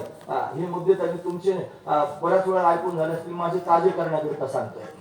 हे परत परत सांगून आपले ताजे होतात, माझ्या मनात पक्क झालं पाहिजे म्हणून मी माझ्याकरिता सांगतोय. शांत सुख आहे. मग तुम्ही पण त्याच्यात त्यांनी बरोबर सहभागी झाला तर तुमच्या पण हिताचेच मुद्दे आहेत महाराज. देवाशिवाय कोणाला महत्व द्यायचं नाही, व्यक्तीला महत्व दिलं नाही. नजरानाच पाठवला महाराज. ते म्हणजे काय दिला ठेवा आम्हा विठ्ठलाची व्हावा, बिवट्या छत्री घोडी हे तो बऱ्यातनं पडे, वस्तूला महत्व दिलं नाही. एवढे प्रसंग वाईट आले महाराज. बायको मरून गेली, आई मरून गेली, वडील मरून गेले, भाऊ त्याने निघून गेला, भाऊजाई मरून गेली, दिवाळा निघालं, बायको मरून गेली, मुलगा मरून गेला, दुष्काळ पडला, दुष्काळी आलेले द्रव्य नेला मान, सगळं त्यांनी झालं. एवढे वाईट प्रसंग आले पण प्रसंगाला महत्व दिलं नाही महाराज. फक्त पांडुरंगालाच महत्व दिलं, डळमळलेच नाही. त्या प्रसंगात सुद्धा पांडुरंगाची भक्ती करतच राहिले, प्रसंगाला महत्व दिलं नाही. चौथा मुद्दा सांगतो, सर्वस्व परमात्म्याला समर्पित करून टाकलं. तदापिता अखिलाचारिता, सर्वस्व देवाला देऊन टाकलं महाराज. महत्वाचा मुद्दा आहे. आपणही त्यांनी भगवंताच्या चरणावर सर्वस्व समर्पित करून टाकलं पाहिजे. म्हणून सर्वस्व देवाला देऊन टाकलं. पुढचा मुद्दा असा आहे, अखंड भगवंताचं नामस्मरण करत राहिले. अखंड खंडेना जीवन रामकृष्ण नारायण. आणि त्याच्यानंतर त्यांनी भगवंताशी संवाद साधू लागले, भगवंतावर बोलू लागले, भगवंताला अंतःकरणातलं सगळं सांगू लागले. आणि हे सांगता सांगता त्यांनी भगवंताच्या प्राप्तीकरिता कासावी सूड रडू लागले महाराज.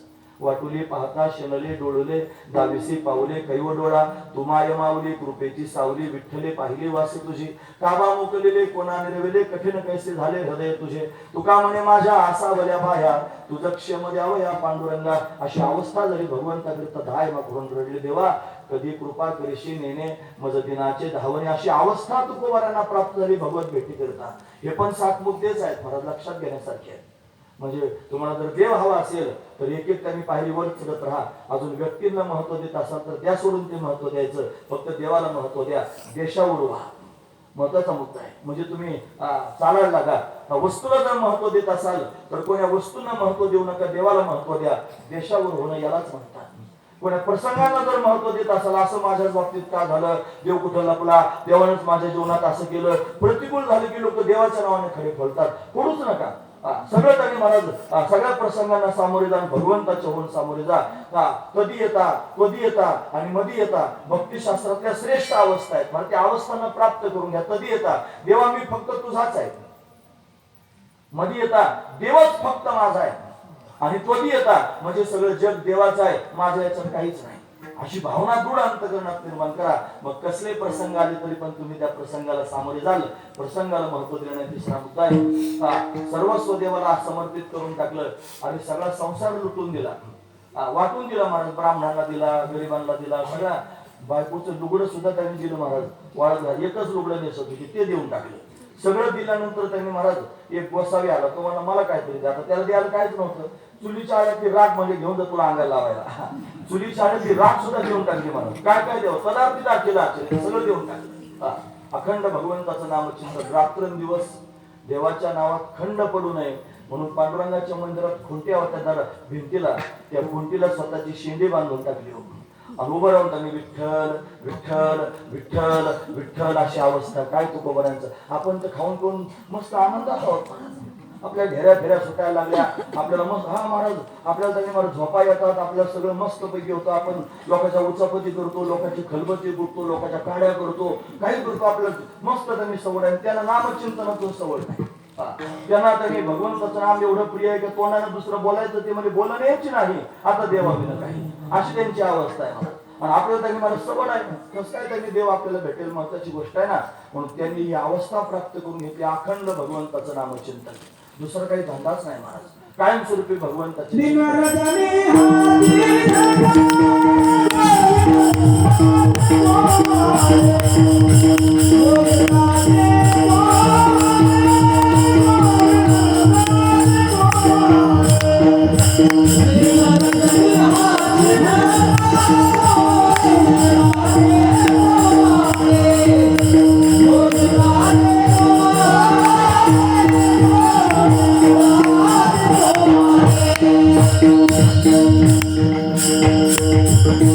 रात्रंदिवस एवढाच धंदा, दिनरजनी हाची धंदा, गोविंदाची पवाडे, रात्रंदिवस भगवंताचं चिंतन करत राहिले. आणि म्हणून तर त्यांनी मला भगवंतापर्यंत जाता आलं. पाचवा मुद्दा आहे हा, व्यक्तीला महत्व दिलं नाही, वस्तूला महत्व दिलं नाही, प्रसंगाला महत्व दिलं नाही, सर्वस्व भगवंताला देऊन टाकलं.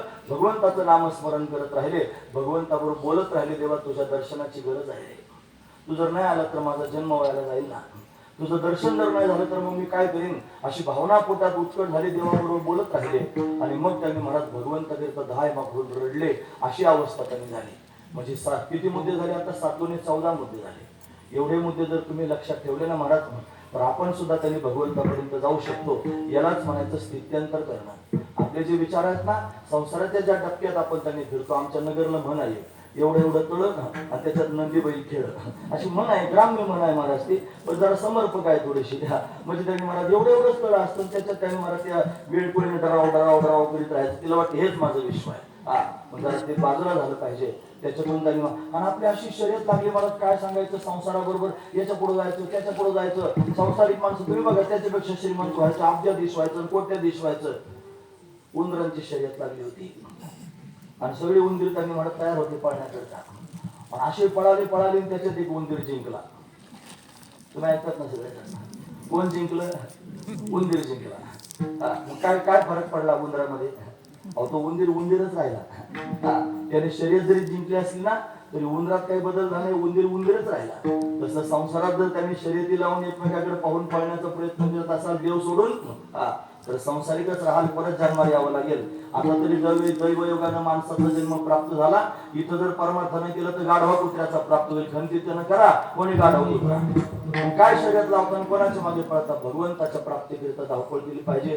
करी ऐसी धावा धावी चित्तला विचरणापे, मग तो माझा मायबाप घेईल ताप हरवणे, म्हणून त्याच्या प्राप्तीकरिता अट्टहास केला पाहिजे. मग घरात बसून होणार नाही महाराज. म्हणतात ग्रह प्रपंच जरी देव जोडे, तर एका सेविती गिरीकडे राज्य टाकून गेले थोडे. ते काय वेडे म्हणावे, ते काय बावळत होते का घरदार सोडून त्यांनी भगवंताच्या चिंतना म्हणजे शाहजूक लोक त्यांनी शाहजूकपणाने सांगतात प्रपंचात राहून परमार्थ केला पाहिजे. तुला तुझ्यासारखं त्याने काय अभंग हिताची पाठ करून घेतात लोक, तेवढेच म्हणतात बरं महाराज. हा ते त्यांच्या हिताचं करून घेण्याचा प्रयत्न. हिताचं काय करतो हा निश्चित त्याने मला ठाईच बसून करा एक चित्त आवडी घेतलं पाठ करून आणि तेवढ्यावरच फक्त थांबला. आणि त्याचे बाकीचे अभंग पाठ कर ना. मग त्यांनी घरदार सोडून भामचंद्र त्यांनी गाठला. ते त्यांनी महाराज भंडाऱ्यावर गेले, घोराड्यावर त्यांनी गेले. 41 वर्षाचं आयुष्य प्राप्त झालं. कुठं घरी किती वेळ राहिले, भंडाऱ्यावर किती वेळ राहिले. म्हणजे नामदेव महाराजांना एवढे मुलं होते आणि एवढा प्रपंच होता, सगळे त्यांनी लोक होते, ते प्रपंचात राहून परमार्थ करत होते. मग 18 वर्ष पंजाबात फिरत होते. तुझ्या चरित्रात नाही का ते? तू वाचलंच नाही का? 18 वर्ष घरदार सोडून हिंडत होते. ते नाही का त्यांच्या चरित्रामध्ये? अरे काय त्यांनी आपण बोलतो आहोत म्हणजे प्रपंचात राहून परमार्थ करावा, पण त्या प्रपंचात राहून खोंटा सोडून द्यावा आणि मग त्यांनी अशा पद्धतीने परमार्थ करावा. हा महत्वाचा मुद्दा आहे. पण अशा पद्धतीने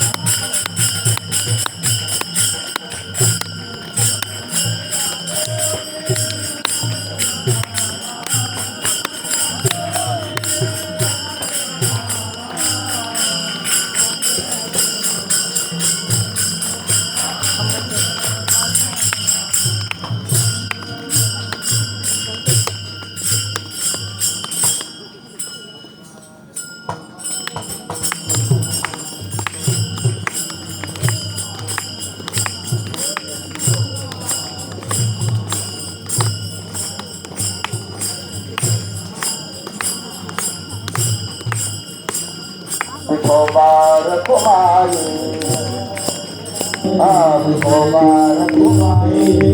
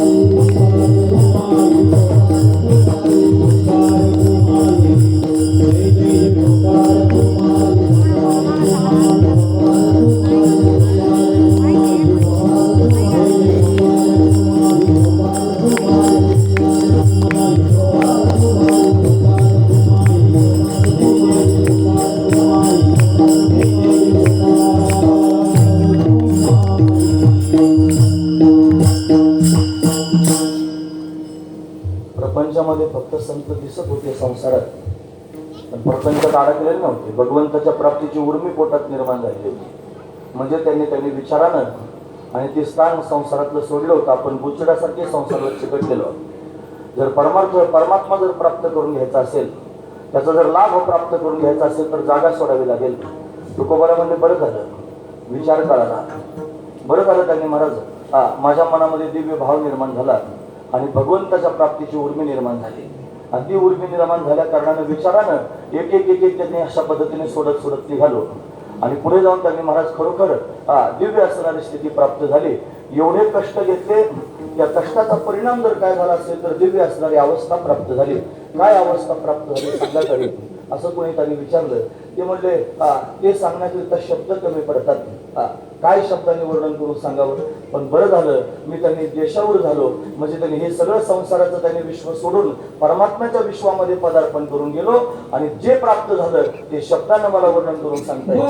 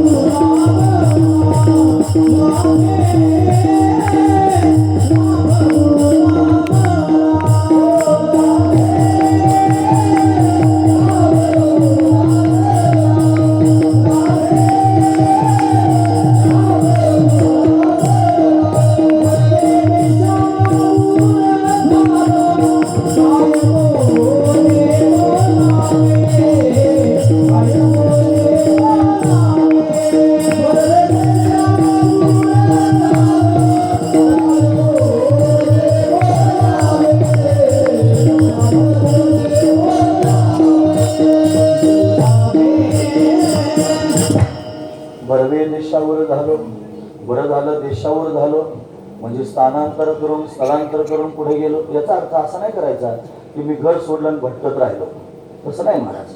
इथं परमात्म्यापर्यंत जाण्याकरिता अशा पद्धतीनं विचारांचं स्थान सोडावं लागेल. म्हणजे जेवढे त्यांनी आधीचं मुद्दे तुमच्या समोर मांडलेत ना, ते उगाच वायफट इकडं तिकडं त्यांनी महाराज मला वेळ घालवायचा म्हणून नाही मांडले.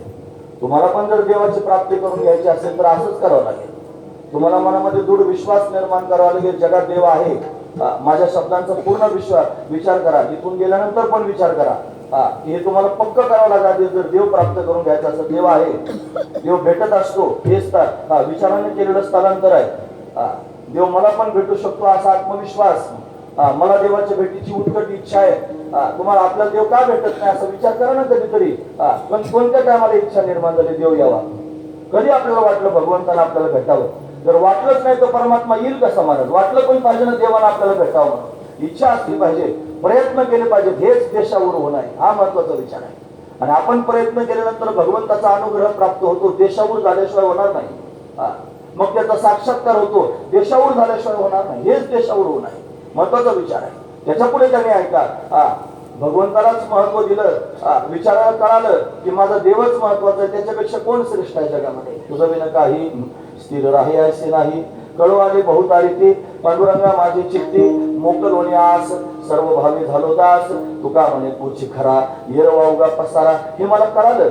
म्हणून त्यांनी तुझं विन कोणा शरण जाऊ नारायणा ऐसा न देखी मी कोणी दुजाती त्रिभुवनी पाहिली पुराणे धांडोळली दर्शने ऐसा न देखी मी कोणी दुजाती त्रिभुवनी तुका म्हणे ठाई जडून ठेवलो तुझे पायी ऐसा न देखी मी कोणी दुजाती त्रिभुवनी हे कळणं याचं नाव आहे देशावर होणं. बरं झालं देशावर झालं. कोण्या व्यक्तीला महत्व दिलं नाही, कोण्या वस्तूला महत्व दिलं नाही, हे देशावर होणं आहे. कोण्या प्रसंगाला महत्व दिलं नाही, हे देशावर होणं आहे. अखंडपणे भगवंताचं नामस्मरण करण्याची बुद्धी प्राप्त झाली, सर्वस्व देवाच्या चरणी समर्पित करण्याची बुद्धी प्राप्त झाली, हे देशावर होणं आहे. असं देशावर झालो, बरं झालं. बरवे झाले, बरवे देशावर झालो. मग काय झालं असं केल्यामुळे? म्हणजे जे झालं ते शब्दात सांगण्यासारखं नाही. काय बोलावे, जे प्राप्त झालं ते सांगण्याकरिता शब्द कमी पडतात. महत्वाची गोष्ट आहे. शब्दांचं तिथं कामच नाही. जे प्राप्त झालं ते पारमार्थिक सत्यता आहे. आणि जे देशावर होऊन साधना केली ती प्रातिभाषिक सत्यता आहे. पारमार्थिक सत्यत असणारं जे परमतत्व आहे ते तत्व प्राप्त झालं. म्हणून काय बोलावे हा एक अर्थ त्यांनी करायचा. ब्रह्म त्यांनी शब्दात सांगता येत नसतं, ते शब्दांच्या पलीकडचं आहे. ते कोण्या प्रमाणाचा विषय होत नाही महाराज. तिथं प्रत्यक्ष प्रमाण, अनुमान प्रमाण, शब्द प्रमाण, उपमान प्रमाण, अर्थापत्ती प्रमाण, अनुपलब्धी प्रमाण, ही सगळी प्रमाण कमी पडतात महाराज. तो कोण्या प्रमाणाचा विषय होत नाही का. शब्द बलवान असणारं प्रमाण आहे. शब्द हा बहुसार, उपकाराची राशी. शब्द हा उपकाराची राशी आहे. म्हणून शब्दच वेद हा शब्द प्रमाण आहे आणि तो परमात्म्यापर्यंत जातो. पण वेद जाणू गेला पुढे मौनावला, म्हणजे शब्द सुद्धा मौन झाला. जे मला प्राप्त झालेलं आहे हे सांगण्याकरिता वेद हे त्यांनी प्रत्येक हे शब्द प्रमाण आहे, पण शब्द प्रमाण त्याच्यापर्यंत जात नाही. म्हणून त्याची बोलती बंद झालेली आहे. म्हणून काय बोलावे, बोलानं बोलता येत नाही हा एक अर्थ लावायचा. आणि मग काय असं पण त्यांनी होतं ना महाराज, एवढं विशेष असणारं प्राप्त झालं, काय सांगावं तुम्हाला महाराज. असं त्यांनी परमात्मा प्रत्यक्ष प्राप्त झाला, काय शब्दाने वर्णन करून सांगावं. म्हणजे विशेषत्व सांगण्याकरिता सुद्धा म्हणले काय बोलावे हा महत्वाचा विचार आहे. मग ते परमात्मा तत्व प्राप्त करून घेण्याकरिता तुम्हाला एक एक कमी स्थिती सोडून पुढे जावं लागेल. तुम्ही जर योगाच्या माध्यमातून जात असाल तर तुम्हाला देशावर व्हावं लागेल. म्हणजे तुम्हाला नियम पाळावे लागतील, मग तुम्हाला नियम पाळावे लागतील, मग तुम्हाला आसन करावं लागेल, मग तुम्हाला प्राणायाम करावे लागतील, मग तुम्हाला प्रत्याहार करावा लागेल, मग तुम्हाला धारणा करावी लागेल, मग तुम्हाला ध्यान करावं लागेल, मग तुमची समाधी लागेल. आणि मग तिथं गेल्यानंतर परत तुमच्या मुखातून शब्द बाहेर पडतील काय बोलावे. या अष्टांग साधनेच्या माध्यमातून जर देवापर्यंत जायचं असेल तर हे त्यांनी स्थित्यंतर करीत जाणं म्हणजे देशावर होणं. आणि तिथं गेल्यानंतर मग म्हणता येईल काय बोलावे. जर ज्ञानाच्या माध्यमातून जाण्याकरिता निघाले असाल तर लक्षपूर्वक ऐका. ज्ञानाच्या पण काही भूमिका असतात महाराज. शुभेच्छा, सुविचारणा, तनुमानसा, सत्वापत्ती, असंसक्ती, पदार्थ भाविनी आणि तुर्य या सप्त ज्ञान भूमिका आहेत. या सप्त ज्ञान भूमिका ओलांडून गेल्याशिवाय त्या तत्वापर्यंत जाता यायचं नाही. मग तुम्हाला देशावर व्हावं लागेल. म्हणजे तुमची ज्या स्थितीत तुम्ही आहात, ज्या विचारात तुम्ही वावरत आहात ते विचार टाकून तुम्हाला त्यांनी शुभेच्छा धारण करावी लागेल. मला परमात्मा प्राप्त करून घ्यायचा ही झाली शुभेच्छा. पण कसा परमात्मा भेटेल हे विचारण्याकरिता कोणाकडे तरी जाणं याला म्हणतात सुविचारणा. मग त्यांनी तुम्हाला सांगितलं परमात्मा असा असतो ते करून घेणं म्हणजे त्यांनी तनु मानसा. तनु म्हणजे सूक्ष्म आणि मानस म्हणजे मन सूक्ष्म होतं तनु मानसा. मग तुमच्या अंतर्गणात सत्वगुणाचा आविर्भाव होईल. तुका म्हणे एका सत्वाचे सामर्थ्य आणि कर्वे परमार्थ अहर्निशी म्हणून सत्वापत्ती होईल. आणि मग तुम्ही सगळ्या संसारातून अनासक्त व्हाल, असंसक्ती. आणि मग सगळे पदार्थ रूपानं प्रतीला येणार नाहीत. सगळे पदार्थच परमात्म्याच्या रूपानं विठ्ठल जरी भरला असे भावमुखातून बाहेर पडतील. मग त्याचा तडाकार व्हाल, मग तुरेग अवस्था प्राप्त होईल. अशी अवस्था प्राप्त करून घ्यावी लागेल. म्हणजे या देशातून त्या देशात जावं लागेल. म्हणतात मनु राजा एक देहपुरी असे नांद तू त्याशी दोघी नारी पुत्र पौत्र सहोदर भारी त्याने कृपा केली आम्हावरिगा मनवणी आलो या देशात येण्याकरिता आधी मनाची कृपा व्हावी लागेल. आणि मन जिथं त्याने संपून जातं त्याला उन्मुनी अवस्था म्हणतात. सर्वत्र आत्मस्वरूपात भावप्रती येणं त्याला तुरेग अवस्था असं म्हणतात. म्हणून मनानं कृपा केली म्हणून या देशात आलो. मग या देशात आलो म्हणण्याचं तात्पर्य पहिला देश सोडला म्हणजे संसाराच्या देशाला सोडलं आणि परमार्थाच्या देशात आलो याला म्हणायचं देशावर होणं. तुमच्या लक्षात येतं ना मी काय सांगतो ते? नाही तर मग एवढं बडबड करायचं मी कहा गए तो कहा नाही त्याला तो कुछ नाही असं व्हायचं ना महाराज. पण पदरात पडलं पाहिजे, तुमच्या पदरात पडावं असंच मी सांगतोय, कळण्यासारखं सांगतोय, लक्षपूर्वक आहे का? निळोबरांवर लोकांनी आक्षेप घेतला, कुलकर्णी पद होतं. भाऊबंद कुठे नसतात मला, सगळ्या दुनियात त्यांनी भाऊबंदी असते. परमार्थाचं फार जास्त राजकारण असते, एकमेकाचे धरून परमार्थी त्यांनी भांडणं करताना मी पाहिलेत प्रत्यक्ष. म्हणून अशा पद्धतीनं निळोबरांवर त्यांनी अशा पद्धतीने आघात केले. त्याने ते बाळ उचललं सगळं कुलकर्णी पदाचं आणि रामलिंगात राहत होते शिरूरला, ते रामलिंगाच्या समोर ठेवलं आणि ठेवून त्यांनी रामलिंगाला म्हणले आता परमार्थच करायचा. इतक्या दिवस काही परमार्थ करीत नव्हते का? करीत होते. मग असं का बरं म्हणले याचा अर्थ असा करायचा, इतक्या दिवस प्रपंच आणि परमार्थ दोन्ही बरोबर करत होतं. आता प्रपंच आणि परमार्थ बरोबर नाही करायचा, आता परमार्थच करायचा. हा महत्वाचा मुद्दा आहे. म्हणजे संसाराचं गाव सोडलं आणि परमार्थाच्याच गावात प्रवेश केला. याला म्हणायचं देशा उरवून. तुम्हाला जर देव प्राप्त करून घ्यायचा असेल तर तुमच्या अंतःकरणामध्ये संसाराकरता जर जागा असेल तर त्या संसाराच्या गावाला तुम्ही कायमचा निरोप द्या आणि परमार्थाच्या गावात द्या. परमार्थ महाधन जोडे देवाचे चरण, म्हणून परमार्थ रूपी महाधन प्राप्त करून घ्या, देवाच्या चरणांची प्राप्ती होईल. म्हणून तुकोबाला म्हणतात बरं झालं या संसाराचा देश सोडून दिला आणि परमार्थाच्या देशात आलो, बर्वे देशावर झालो. मग त्यानं काय झालं? त्यानं ते प्राप्त झालं. ते सहजासहजी प्राप्त होत नाही मला, ते ब्रह्मतत्व प्राप्त झालं. असं नाही प्राप्त व्हायचं मला, ते त्याच्याकरिता फार कष्ट असतात. फार महत्वाचा विचार, काय कष्ट त्यांनी करावे लागले असतील? ते म्हणजे झाला प्रेतरूप शरीराचा भाव, लक्ष याला ठाव स्मशानेचा, रडते रात्रंदिवस काम क्रोध माया, म्हणती हाय हाय यमधर्मा. वैराग्याच्या शनी लागल्या शरीरा, ज्ञानाग्नी तो झाला ब्रह्मत्वेसी. दिली तिलांजली पुढ नाम रूपासी, देह ज्याचा त्याशी समर्पिला. फिरविला गट पुढीला चरणी, महावाक्य ध्वनी बोंब झाली. तुका म्हणे रक्षा झाली आपे आप, उजाळला दीप गुरुकृपा. गुरुकृपेचा दिवा लागला आणि सगळा संसारच त्यांनी महाराज अशा पद्धतीने गळून पडला. तेवढं सोपं नाही महाराज ते. तिथपर्यंत जाण्याकरिता सायास आहे ते म्हणजे रक्त श्वेत कृष्ण पीतप्रभा भिन्न चिन्मय अंजन सदले डोळा. तेने अंजय गुणे दिव्य दृष्टी झाली, कल्पना निमाली द्वैताद्वैत. देश काल वस्तू भेद मावळला, आत्मा निर्वाळला विश्वाकार. न झाला प्रपंच आहे परब्रह्म, अहम सोहम ब्रह्म कळले. तत्वमसी विद्या ब्रह्मानंदी सांग, त्याची झाला अंग तुका आता. ही अवस्था प्राप्त करून घेतली. कशाने प्राप्त झाली असेल? बर्वे देशावर झालो.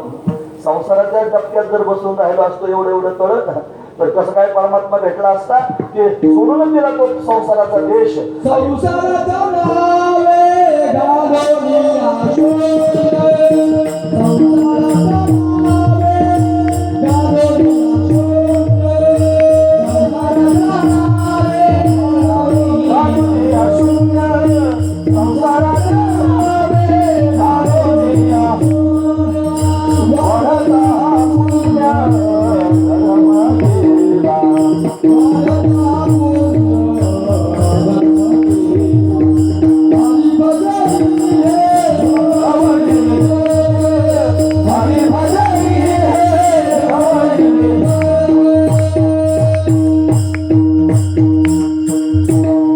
संसाराच्या नावे घालवण्या शून्य, वाढत हा पुण्य धर्म केला. हरिभजन हे धवळले जग, चुकविला लाग कलिकाळाचा. ही अवस्था प्राप्त करून घेतली. ही घरात बसून झाली असती का? खरं सांगा. मग झाली नसती ना? मग आपल्याला घरात बसून होईल का? मुद्दाच आहे माझा. आपल्याला जर प्राप्त करून घ्यायचं असेल तर काय करावं लागेल? संसाराला बाजूला करावं लागेल, तर त्याच्यापर्यंत जाता येईल. तसं नाही जाता यायचं. म्हणजेच त्यांनी महाराज जीव हा स्वरूपाच्या बोधापर्यंत त्यांनी जाईल, त्याच्याकरिता त्यांना स्थित्यंतर करावं लागेल. फार महत्वाची गोष्ट. तो जीव आहे, त्या जीवाला स्वरूपाचा बोध प्राप्त करून घ्यायचा. जीवाला ज्ञान होत असतं महाराज. तुम्ही ऐकतात ना सर्वजण? 9ला 10 मिनिटं कमी आहेत मला माहिती आहे. मी जरा उशिरा आलो 10-15 मिनिटं. तेवढे 10-15 मिनिटं मला द्या तुम्ही जास्त बोलायला. तेवढ्यात मी आटोपून घेईन माझं सगळं. फक्त त्यांनी महाराज निदान जो मुद्दा मला मांडायचा तो तुमच्या समोर मांडतात. मीच उशिरा आलो. आता मुंबईहून यायचं तुम्हाला, फार जास्त ट्रॅफिक होते. अजून लवकर आलो असतो पण दगदग करून तरी सुद्धा कुठंच नाही काय महाराज. लगेच त्याने आलो, हातपाय धुतले की फेटा बांधून लगेच ताबडतोब आपल्या समोर आलो. काही दिरंगाई केली नाही. म्हणून थोडी 10-5 मिनिटं होतील पण तरी सुद्धा ऐका लक्षपूर्वक. महत्वाचा विचार आहे. जीवाला परमात्मा स्वरूपाचा बोध प्राप्त करून घ्यायचा. जीवानं शिवस्वरूपापर्यंत अशा पद्धतीने जायचं आहे. मग जीवाला ज्ञान होतं म्हणजे नेमकं कोणाला ज्ञान होतं? जीव म्हणजे काय असं जर शास्त्राला विचारलं तर जीवामध्ये 3 घटक आहेत महाराज. अंतकरण, अंतकरणाचं अधिष्ठान चैतन्य आहे, आणि त्या चैतन्याचा अंतकरणात पडलेला आभास या तिघांना म्हणून जीव असं म्हणतात. या तिघांपैकी त्यांनी महाराज तुम्ही म्हणता ही अवस्था मला प्राप्त झाली, ही अवस्था नेमकी कोणाला प्राप्त होते? ती त्याने अंतकरणाला प्राप्त होते का विचारलं, म्हणजे अंतकरण जड आहे. जड शब्दाचा अर्थ होतो जे स्वतःला जाणत नाही दुसऱ्याला जाणत नाही त्याला जड असं म्हणतात. मग ते अंतकरणाला प्राप्त होऊ शकत नाही, म्हणजे मग चैतन्य त्याचा अधिष्ठान आहे, चैतन्याला ज्ञान झालं स्वरूपाचं, मग अशी अवस्था प्राप्त झाली जी शब्दांच्या पलीकडची आहे. मग चैतन्याला झाली ते म्हणजे त्यालाही होत नाही, का तर ते स्वतःच ज्ञान स्वरूप आहे. मग कोणा राहिला आभास, हा जो आभास आहे ना महाराज, आभासालाच ज्ञान होत असतं. आभासाच्या 7 अवस्था असतात: अज्ञान, आवरण, विक्षेप, परोक्ष ज्ञान, अपरोक्ष ज्ञान, शोकनाश आणि आनंदवाप्ती. हे आभासाच्या 7 अवस्था आहेत. मग त्यानं काय केलं पाहिजे? जीवानं त्या स्वरूपापर्यंत जाण्याकरिता सगळ्यात आधी अज्ञान आपलं घालवलं पाहिजे. देशावर होणं सांगतो ना मी तुम्हाला, म्हणजे त्यानं काय केलं पाहिजे? अज्ञान घालवलं पाहिजे. अज्ञान घालवल्याशिवाय त्यांनी स्वरूपापर्यंत जाता यायचं नाही. अज्ञान घालवल्याशिवाय देवापर्यंत जाता यायचं नाही, देव प्राप्त व्हायचा नाही. मला अज्ञानच घालवावं लागेल. फार महत्वाचा विचार. अज्ञान कशाचं अज्ञान? मी कोण आहे याचं अज्ञान. सगळ्या लोकांना त्यांनी मीच ज्ञान आहे. लोक म्हणतात मी अमुक आहे, धमुक आहे, फलाना आहे. हे जे तुम्ही समजत आहात की नाही, हे समजणं बंद करणं म्हणजेच देशावर आहे. फार महत्वाचा विचार. मी आमच्या जातीचा, धर्माचा, पंथाचा, वर्णाचा, आश्रमाचा हे आपण स्वतःला समजतो, हे आपलं अज्ञान आहे. मी हे काहीच नसून मी सच्चिदानंद स्वरूप ब्रह्म आहे हे मूळ त्यांनी समजणं, हे देशावर होणं. अज्ञान त्यांनी घालवावं लागेल, आवरण घालवावं लागेल. 2 प्रकारचं आवरण असतं, एक असत्वपादक आवरण, एक आभानापादक आवरण. देवच नाही म्हणणारे काही लोक आहेत, आणि देव आहे पण आम्हाला माहित नाही कुठे आहे असं म्हणणारे. त्याला 2 प्रकारचे. विक्षेप म्हणजे चंचलता. थोडक्यात सांगतो, नाही ते असं सांगायला लागल्यावर डब्यात खडे घालून खडखड वाजवल्यासारखं होतं. मग ते नाही डोक्यात घुसलं की लोक म्हणतात हे कशाला द्यायचं ठेवता तुम्ही, त्याचं समजत नाही, उमजत नाही काही, असं होण्याची दाट शक्यता असते. पण तरी ऐकलं पाहिजे महाराज, हेच ऐकलं पाहिजे, याच्यापेक्षा काय ऐकतं अजून, महत्वाचा विचार आहे. मग अज्ञान, आवरण, विक्षेप. मग परोक्ष ज्ञान.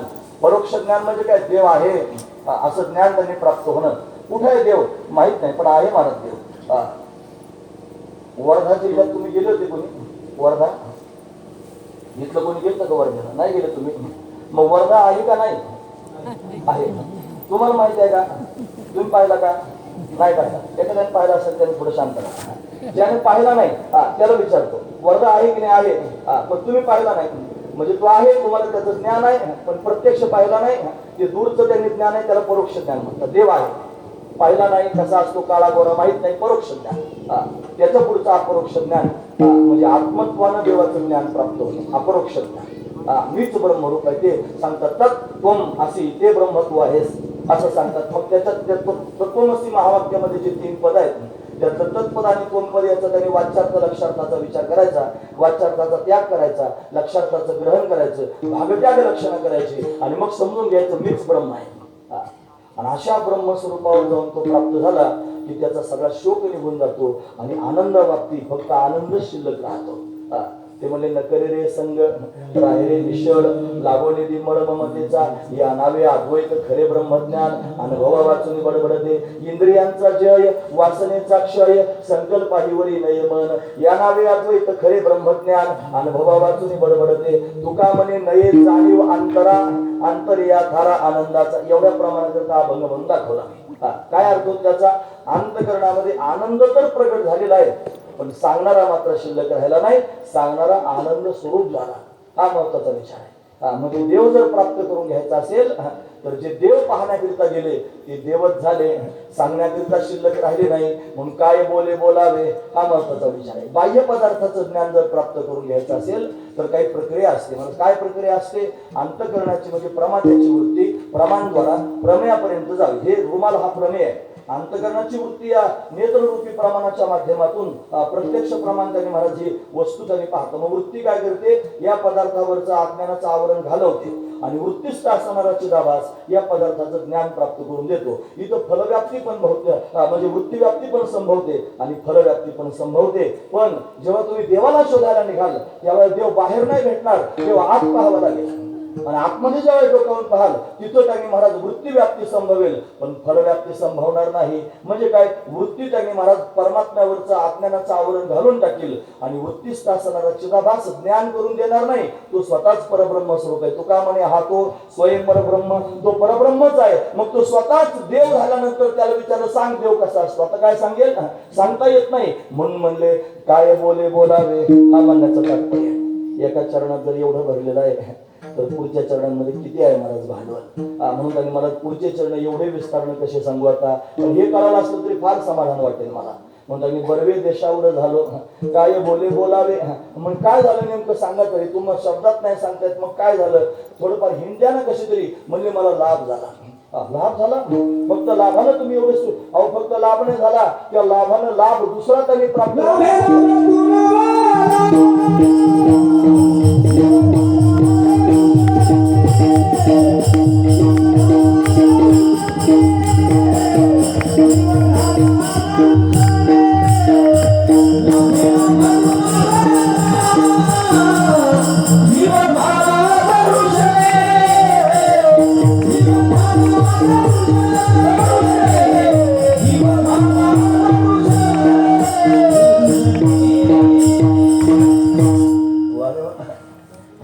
पाहिजे. टाळकरी नाही का, सगळं समन्वय साधणार आहे. धन्यवाद. लाभेला बधुनावाला जीव झाला दर्शने, मला लाभ झाला. म्हणजे मी देशावर झालो म्हणजे त्यांनी संसाराचा देश सोडून परमार्थाच्या देशात आलो. आणि आल्यानंतर काय झालं, तिथं मला एक लाभ झाला. आणि त्या लाभानं त्यांनी महाराज दिव्य असणारा लाभ अजून मला प्राप्त झाला. एक लाभ झाला आणि त्या लाभानं दुसरा लाभ प्राप्त झाला. काय लाभ झाला म्हणजे तुम्हाला विशेष असणारा, ते म्हणजे मला भगवंताचं दर्शन झालं. आता सांगायला लागले खरं खरं मला देवाचं दर्शन झालं. हे आतापर्यंतच सस्पेन्स होतं महाराज. म्हणजे काय त्यांनी तुम्हाला प्राप्त झालं, काय शब्दात सांगताय. देव काय शब्दात सांगण्याची गोष्ट आहे का. देव त्यांनी मनाच्या पलीकडचा आहे, वाणीच्या पलीकडचा आहे. मन वाच्यातीत तुझे स्वरूप म्हणून या माप भक्ती केली. तो मनाला कळत नाही, तिथं मनाची नक्की लागतच नाही महाराज. तिथं बुद्धी त्यांनी महाराज काही काम करत नाही. मग त्यांनी बुद्धी अलीकडच्याच कडेवर राहते महाराज. हा त्यांनी विशेष असणारा भाव आहे. म्हणून त्यांनी महाराज आधोर्ध गुढे काढी प्राण नवाची पेंढी बांधून घाली उडी मध्यमे माझी. असं त्यांनी हे सांगत असताना त्यात पुढची वेळ मला आठवत नाही आता. बुद्धी आली बागीलकडे उगाची बैसे, म्हणजे बुद्धी सुद्धा त्यांनी मला तिथपर्यंत जात नाही. तिला सुद्धा परमात्मा कळते. विचार सगळ्यात असं म्हणलंय, बुद्धी जाणे व न जाणे हे इतिहास, तो अपार शुद्ध परमात्मा मीची असे बोलायला जागा राहत नाही. मग बुद्धी सुद्धा तिथपर्यंत जात नाही. मनाचा विषय नाही, बुद्धीचा विषय नाही, कोण्या प्रमाणाचा विषय नाही. असा असणारा तो परमात्मा आहे. पण तो परमात्मा त्यांनी महाराज मला प्राप्त झाला, त्याचं दर्शन मला प्राप्त झालं. आणि त्या दर्शनानं माझा जीव संतुष्ट झाला. म्हणजे त्यांनी संतुष्ट झाला, माझा जीव संतुष्ट झाला. कशानं, लाभानं संतुष्ट झाला. मला लाभ झाला. आपण उपक्रम करताना लाभातून उपक्रम केला होता की सामान्य त्यांनी संसारिक जीवांचा लाभ, पामर विषयी लोकांना संसार लाभ वाटतो, विषयांचा लाभ वाटतो. जिज्ञासूला त्यांनी महाराज मुक्त होणं हा लाभ वाटतो. असे त्यांनी महाराज लाभाचा विचार करणारी मंडळी आहेत. त्याच्यात भगवंताची प्राप्ती करून घेणारा जो आहे तो उत्तम लाभाची अपेक्षा करत असतो. तुकोबराय म्हणतात, मला उत्तम लाभ प्राप्त, माझ्या जीवनामध्ये उत्तम लाभ काय प्राप्त झाला, मला दर्शन झालं. कोणाचं झालं, भगवंताचं दर्शन झालं. आणि त्यानं काय झालं, माझा जीव त्यांनी संतुष्ट झाला, जीव झाला दर्शने. म्हणजे लाभानं त्यांनी मला जी गोष्ट प्राप्त झाली, पण त्याच्यातही पुन्हा सस्पेन्स ठेवलं. म्हणजे लाभाने लाभ प्राप्त झाला. काय लाभ झाला तर म्हणजे देव प्राप्त झाला. पण कोणत्या लाभानं प्राप्त झाला हे सांगा ना. आधी तुम्ही म्हणता लाभ झाला आणि त्यानं मला देवाच्या प्राप्तीचा लाभ झाला, देवाच्या दर्शनाचा लाभ झाला. ते म्हणजे मला देवाच्या दर्शनाचीच आस पोटात होती, खरं सांगतो. पण मला माहित होतं की मी स्वतःहून देवाकडे जर जाण्याकरिता निघालो तर असा मला देव भेटायचा नाही. मला कोणीतरी सांगणारा सापडला पाहिजे. म्हणून तुका म्हणे चिंता वाटे कोण भेटे सांगेसा, तो देव मला कोण प्राप्त करून देईन. पण मी असा देव प्राप्त करून देणारा शोधायला गेलोच नाही. ते म्हणजे मी फक्त देवाचीच कास धरून राहिलो. मी त्यांनी भगवंताचं चिंतन करीत राहिलो. देवा आता तूच माझं सर्वस्व. इथे अभंग घेतला होता पण माग शुद्ध दशमीला, कृष्ण माझी माता, कृष्ण माझा पिता, बहिण बंधू चुलता कृष्ण माझा. आणि पुढे म्हणतात कृष्ण माझा गुरु, कृष्ण माझा तारू, उतरी पहिलं पारू भव नदीचा. कृष्णच माझा गुरु. मी कृष्णाशिवाय दुसऱ्या कोणाला काही सांगतच नाही. कृष्णालाच गुरु समजत राहिलो, कृष्णाचंच चिंतन करत राहिलो. आणि म्हणून कृष्णानं कृपा केली, पांडुरंगानं कृपा केली. पांडुरंगे सत्य केला अनुग्रह, निरसोने संदेह बुद्धिभेद जीव शिवासे रचिली आनंदे आवटावी पदी आरोहण निजी निजरूपी निजविला तुका अनुहत बालका हल्लरुगाशी पांडुरंगानंच अनुग्रह केला, पांडुरंगानंच कृपा केली. काय कृपा केली पांडुरंगानं? तो पांडुरंग स्वतःच त्यांनी आला आणि काय होऊन आला? आपणची देव होय गुरु. ते दशमीच्या कीर्तनामध्ये सांगण्याकरिता त्यांना शिल्लक ठेवलं पाहिजे ना, म्हणून त्यांच्यावर अतिक्रमण मला करायचं नाही म्हणायचा. म्हणून त्यांनी मला फक्त अभंगाला धरून बोलायचं. मी काय दशमीचं कीर्तन करीत नाही आता, फक्त भाव मात्र तेच आहे. या क्षेत्रात दुसरं काय बोलावं तोच भाव आहे, लक्षपूर्वक आहे का. म्हणून मी देशावर झालो, मला कळालं भगवंताची प्राप्ती करून घ्यायची, देवाच्या प्राप्ती करताच निघालो. आणि मग चालायला लागलो. देवाला माझी काळजी वाटली. तुम्ही ऐकतात ना सर्व, महत्वाचा मुद्दा आहे का. हे बघा, 5 वर्षाचा ध्रुव होता आणि तो त्याने त्याच्या सावत्र आईने ढकलून दिला. मग त्याला राग आला. मग त्याच्या सख्या आईकडे गेला. तिने सांगितलं जा बाळा वनात तपश्चर्या कर. मग तो तपश्चर्या करण्याकरिता जायला लागला. त्याला काय माहिती देव कसा प्राप्त, काय साधना करायची, कोणता मंत्र म्हणायचा आणि कसं अनुष्ठान करायचं काही माहित नाही. फक्त एकच विचार आहे, देव प्राप्त करून घ्यायचा. आणि त्याला ते मागायचं आढळतं. एवढ्या करता 8 तास होता. शुद्ध भावने निघाला होता ना. रामसुखदास स्वामी म्हणायचे, तुम किसी भी तरह से भगवान में लग जाओ, भगवान अपने आप संभाल लेंगे. तुमच्या अंतःकरणामध्ये भगवंताच्या दर्शनाची शुद्ध भावना असली पाहिजे. माझं म्हणणं परत एकदा ऐका, हे वाक्य फार महत्वाचं आहे. आपल्या अंतःकरणामध्ये भगवंताच्या भेटीची शुद्ध भावना असली पाहिजे. मन म्हणलं पाहिजे की मला देव भेटला पाहिजे, मला जन्म मिळाला, मला त्याच्यामध्ये इंद्रिय मिळाले, मला त्याच्यात आयुष्य मिळालं, मला चांगली बुद्धी प्राप्त झाली, मला देव प्राप्त करून घ्यायचा आहे. अशी शुद्ध भावना जर तयार झाली की देवाला तुमची भावना कळेल. तो सर्वज्ञ आहे, तो सर्व शक्तिमान आहे, सर्व व्यापक आहे. मग तो तुमच्यावर कृपा करील, तो तुमच्यावर अनुग्रह करील आणि त्याच्या भेटीचा मार्ग असा प्रशस्त करून ठेवेल. काय करील? तुम्हाला ते पोषक वातावरण निर्माण करून देईल. मग ध्रुवजी निघाले आणि भगवंताला कळालं माझ्याकरिता निघाला. भगवंतानं नारदजीला पाठवून दिलं.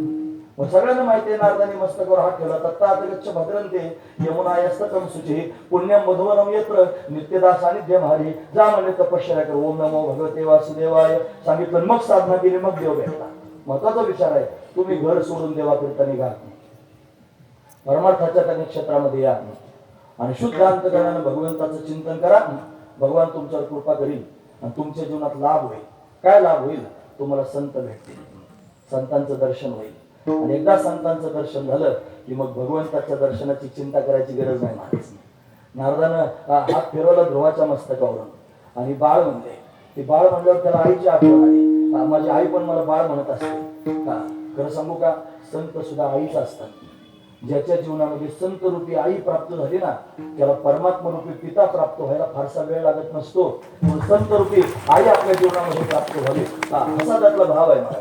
म्हणून शुद्ध अंतःकरणाने निघाल्यानंतर बरं मी देशावर झालो, मी देशावर झालो, मला प्राप्त झालं. प्राप्तव्य आधी सांगितलं, काय बोलावे त्याच्याविषयी बोलता येत नाही. म्हणजे मग काय झालं, निघाल्यावर मला लाभ झाला म्हणजे, आणि त्या लाभानं माझं जीवन बदलून गेलं. काय बदललं जीवन? अहो त्या लाभानं मला अजून एक लाभ प्राप्त झाला. काय लाभ झाला? म्हणजे मला संतांचं दर्शन झालं.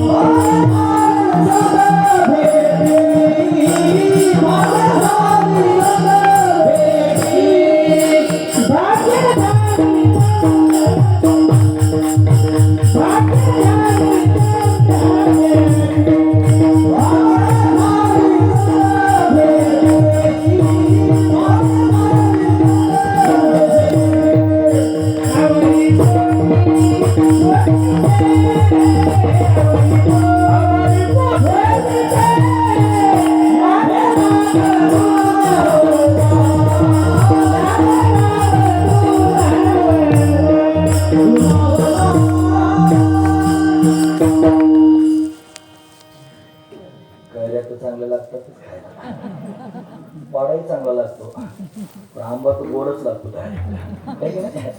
छान भाग्य झाली संत भेटी. माझ्या पोटात भाव होत असतो की मला देव कोण प्राप्त करून देईन. मग देव प्राप्त करून देणारा कोणतरी भेटला पाहिजे. मला कोण मदत करीन. कसमस पोटाची झाली होती जीवाची. लक्षपूर्वक आहे का माय बाप. 2 मिनिटच बोलणार आहे मी, जास्त नाही बोलणार. पण महत्वाचा मुद्दा सांगतो. देवाच्या भेटीकरिता सुद्धा पोटात कालमेल व्हावी लागली. कधीतरी करमूच नाही, कधी होईल आपल्याला. जेवण गोड लागू नये, झोप येऊ नये, कोणाशी बोलावंच वाटू नये, फक्त देवच भेटावा अशी भावना पोटात उचंबळून यावी. आणि भगवंताची विनंती करे, कधी भेटशील देवा, कधी तुझं दर्शन होईल, कधी तो पितांबर मी सुद्धा पाहिन. तू त्यांनी कमरेवर हात देऊन उभा राहतोस, काय विख्यात झाला असेल. तुझे समान चरण आहेत, मला कधी पाहायला भेटतील. ते म्हणतात फार सुंदर आहेत तुझे चरण, ते अतिशय कोमल आहेत, करदळीच्या गाभ्या समान. तू सावळा सुकुमार आहेस, तुझ्या पायाची नख स्फटिकासारखी दीप्यमान आहेत. तू त्यांनी पायामध्ये नुपुर धारण केलेली आहेत, ती फार सुंदर आहेत. तुझी कंबर त्यांनी महाराज सिंहासारखी लवचिक आहे. तू पिवळा पितांबर धारण केलेला आहे. तुझं उदर त्रिविलेने युक्त आहे. तुझी नाभी अतिशय सखोल आहे. तुझं वक्षस्थल विस्तीर्ण आहे. त्याच्यावर ब्राह्मणानं मारलेला पायाचा ठसा श्रीवत्सल अंशन शोभून दिसत आहे.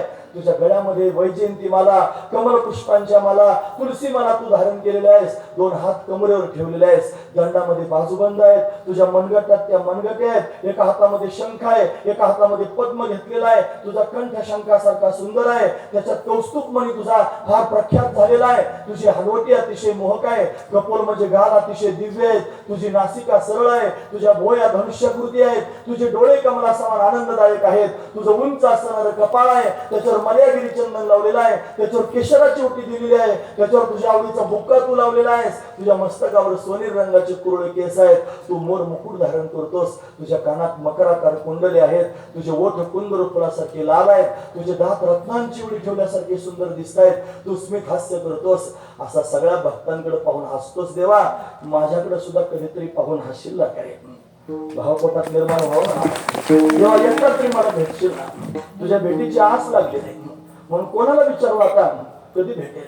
जसं एखादं लेकरू त्याने महाराज आणि मोठ्या बाजारात जाऊन यात्रेत जाऊन चुकावं, आणि ते चुकल्यानंतर त्यानं त्याने महाराज काकुळत येऊन विचारावं, माझी आई पाहिली का? ते आईनं काकुळत येऊन विचारावं, माझं बाळ कोणी पाहिलं का? अशी त्यांनी आईची पण बाळाची पण अवस्था व्हावी. तशी अवस्था माझ्या चित्ताची व्हावी की मला देव भेटेल का, माझ्यावर देव कृपा करेल का, मला देव दिसेल का, अशी भावना पोटात घेऊन गेल्याबरोबर लाभ होईल. महाराज तुम्ही ऐकता सर्वजण, काय लाभ होईल? तो देव कृपा करेल आणि देवाच्या कृपेने तुमच्या जीवनात संत येतील. म्हणून त्यांनी संतांचं दर्शन होईल, तुमचं भाग्य उदयाला येईल. संतांचं तुकोबा अशाच भावनेत होते. कोणत्या त्या क्षेत्रात आले आणि देव भेटेल का, माझ्या देवाचं दर्शन होईल का, आणि जाणून तेलाच्या वाड्यात अशा पद्धतीने विश्रांतीला थांबले. आणि थांबल्यानंतर त्यांनी महाराज आस पोटात आहे, कोण सांगेल कोण सांगेल परमात्मा कसा भेटेल. भगवंतानं कृपा केली आणि बाबाजी चैतन्यांच्या रूपाने प्रत्यक्ष प्रगट झाला आणि प्रगट होऊन सांगण्याकरिता झाला. महाराज सगळे प्रमाण तुम्हाला माहिती आहे, त्यावेळेस म्हणतील ते म्हणणारे, आपण एकच सांगतो.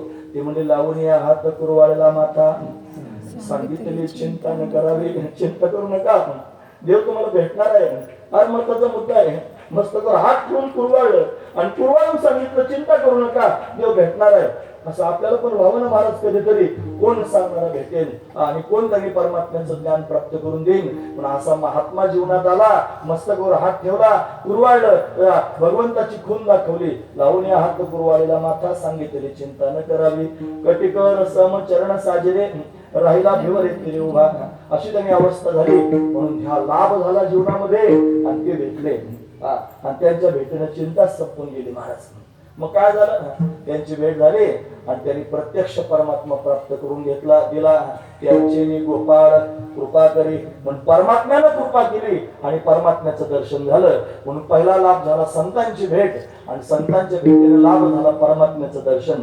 लाभे लाभ गुणावाला दुप्पट झाला लाभ. म्हणून कशामुळे झाला, परवे देशावर झालो, सगळ्या ठिकाणी लावायचं. बरं झालं संसाराचा देश सोडून परमार्थाच्या देशात आलो. म्हणून तर काय वर्णन करून सांगावं, काय झालं मग हे केलं ना, म्हणजे लाभ झाला. नुसतं तेवढाच झाला का, म्हणजे नाही, त्याच्यापेक्षा दुप्पट झाला. लाभे लाभ गुणावला. आणि त्यानं काय झालं, भगवंताच्या दर्शनानं जीव झाला, म्हणजे संतुष्ट झाला. काय लाभ झाला सुरुवातीला, म्हणजे देशावर झालो म्हणून त्यांनी संतांची भेट झाली. भाग्य झाली संत भेटी, भाग्यानं संतांची भेट झाली. म्हणून आवडे पोटी होती, ते पोटात आवड आधीच होती आणि म्हणून संत त्यांनी भेटले आणि संतांनी देवाची प्राप्ती करून दिली. देवाचं दर्शन झालं आणि त्याच्या दर्शनानं संतुष्ट झालो. हा महत्वाचा विचार आहे. म्हणून घर सोडायला थोडासा त्रास झाला. काय प्रमाण आहे ते, क्षणभरी आम्ही सुखले वाईट भोगिले आम्ही निज सुख निज सुख. क्षणभरी आम्ही सोशिले वाईट, क्षणभर वाईट सोडलं सोसलं संसार सोडताना थोडा त्रास होईल. सुरुवातीला फार त्रास होतो महाराज. विषयापासून इंद्रियांना बाजूला करताना फार वेदना होतात महाराज. ज्ञानोबरांनी अख्खी त्यांनी वरचढ प्रमाणे सांगले, वहावरून वत्स काढिता का भरंग दौडता भाण्यावरून माई पुरणी बाळक काळे घेता एकलते का होय उदक तुटता मीना. अशी त्यांनी महाराज का ती सुरुवात अशी सारसाई घडता वहावरून वत्स काढिता म्हणून त्यांनी सारस पक्षी ते सगळे उदाहरण सांगितले.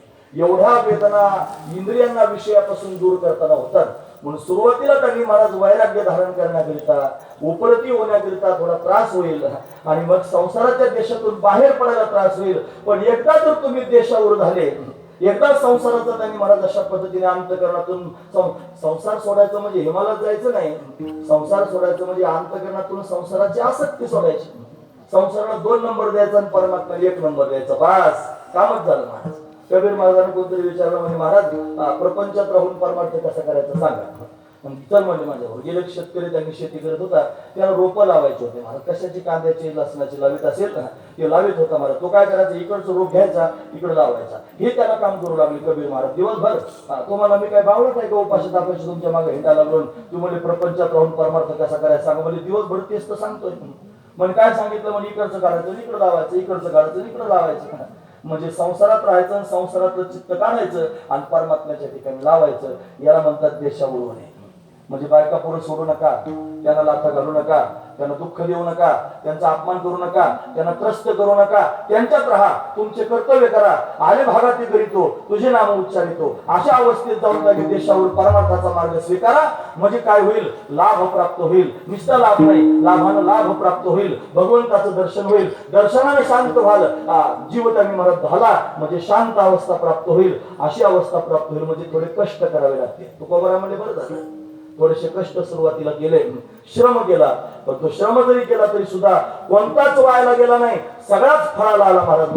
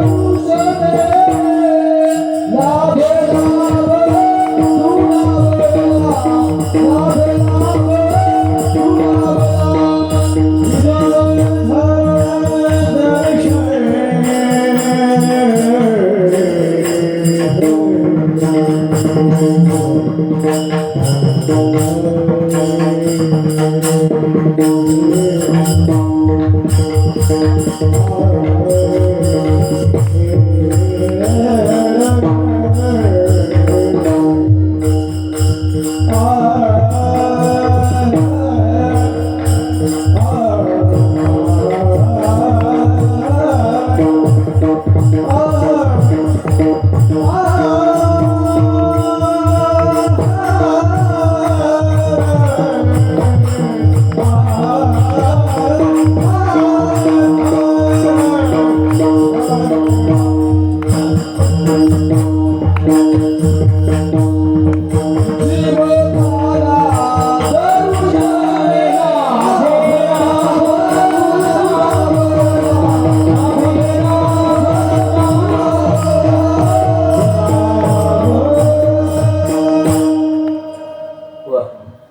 तुका म्हणे श्रम केला.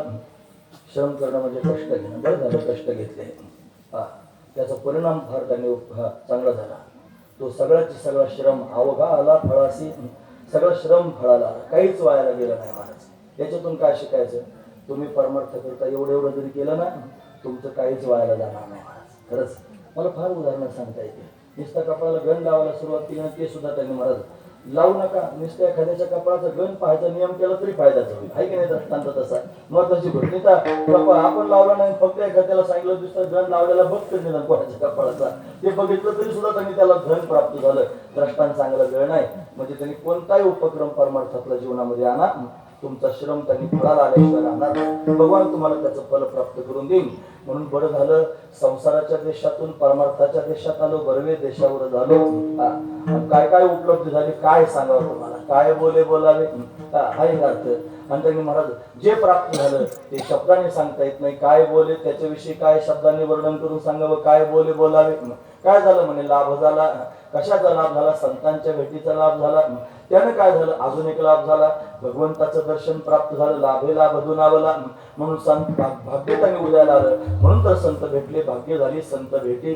माझ्या पोटात आधीच अर्थ पोटे होते, ते आधीच माझ्या पोटामध्ये ते अर्थ होतं. आणि म्हणून संतांच्या भेटीनं क्रमानं मला देवाच्या भेटीपर्यंत जाता आलं. आणि लाभानं लाभ त्यांनी प्राप्त झाला. आता शब्दात सांगता येत नाही, एवढं वैभव प्राप्त झालं. म्हणून मी जो श्रम केला तो माझा श्रम फळाला आला. आणि फक्त फळाला आला असं नाही, सगळ्यात श्रम फळाला अवघा आला फळाशी. असे उपक्रम करताना त्यांनी म्हणले बरवे देशावर झालो. आणि उपसंहार करताना त्यांनी म्हणले अवघा आला फळाशी. देशावर झाल्याचा श्रम अवघा फळाला आला आणि परमात्म्याची प्राप्ती करून दिली. हा त्यातला विशेष भाव समजून घेण्यासारखा आहे. जगद्गुरु तुकोबरांनी भगवंताच्या चरणावर समर्पण केलं. विठ्ठल बापा माये चुलता म्हणले, त्याचा परिणाम विठ्ठलानं दखल घेतली. विठ्ठल गुरु रूपानं त्यांनी संत रूपानं बाबाजी चैतन्यांच्या रूपानं आला, लाभ झाला. आणि त्या बाबाजी चैतन्यांच्या दर्शनाच्या लाभानं काय झालं असेल तर परमात्म्याच्या दर्शनाचा लाभ झाला. जीव त्यांनी झाला दर्शने आणि अशी अवस्था प्राप्त झाली. हेच सारांश रूपानं तुमच्या समोर मी मांडलेलं आहे. म्हणून ते घेण्यासारखंच आहे. आपण सर्वांनी ते अंतःकरणात साठवावं.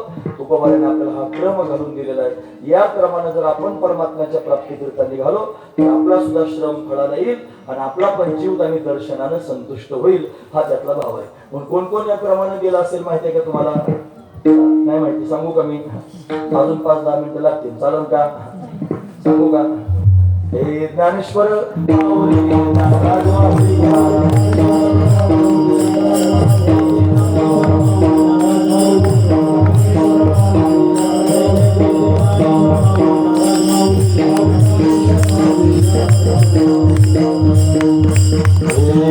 जगद्गुरु शंकराचार्य ज्ञानोबा तुकाराम. गुरु शंकराचार्य ज्ञानोबा तुकाराम. जगद्गुरु शंकराचार्य ज्ञानोबा तुकाराम. जगद्गुरु शंकराचार्य ज्ञानोबा सुखसनकालिक नारद कुंभर ज्ञानोबा तुकाराम. जगद्गुरु शंकराचार्य ज्ञानोबा तुकाराम. नारद कुंभर ज्ञानोबा तुकाराम. जगद्गुरु शंकराचार्य ज्ञानोबा.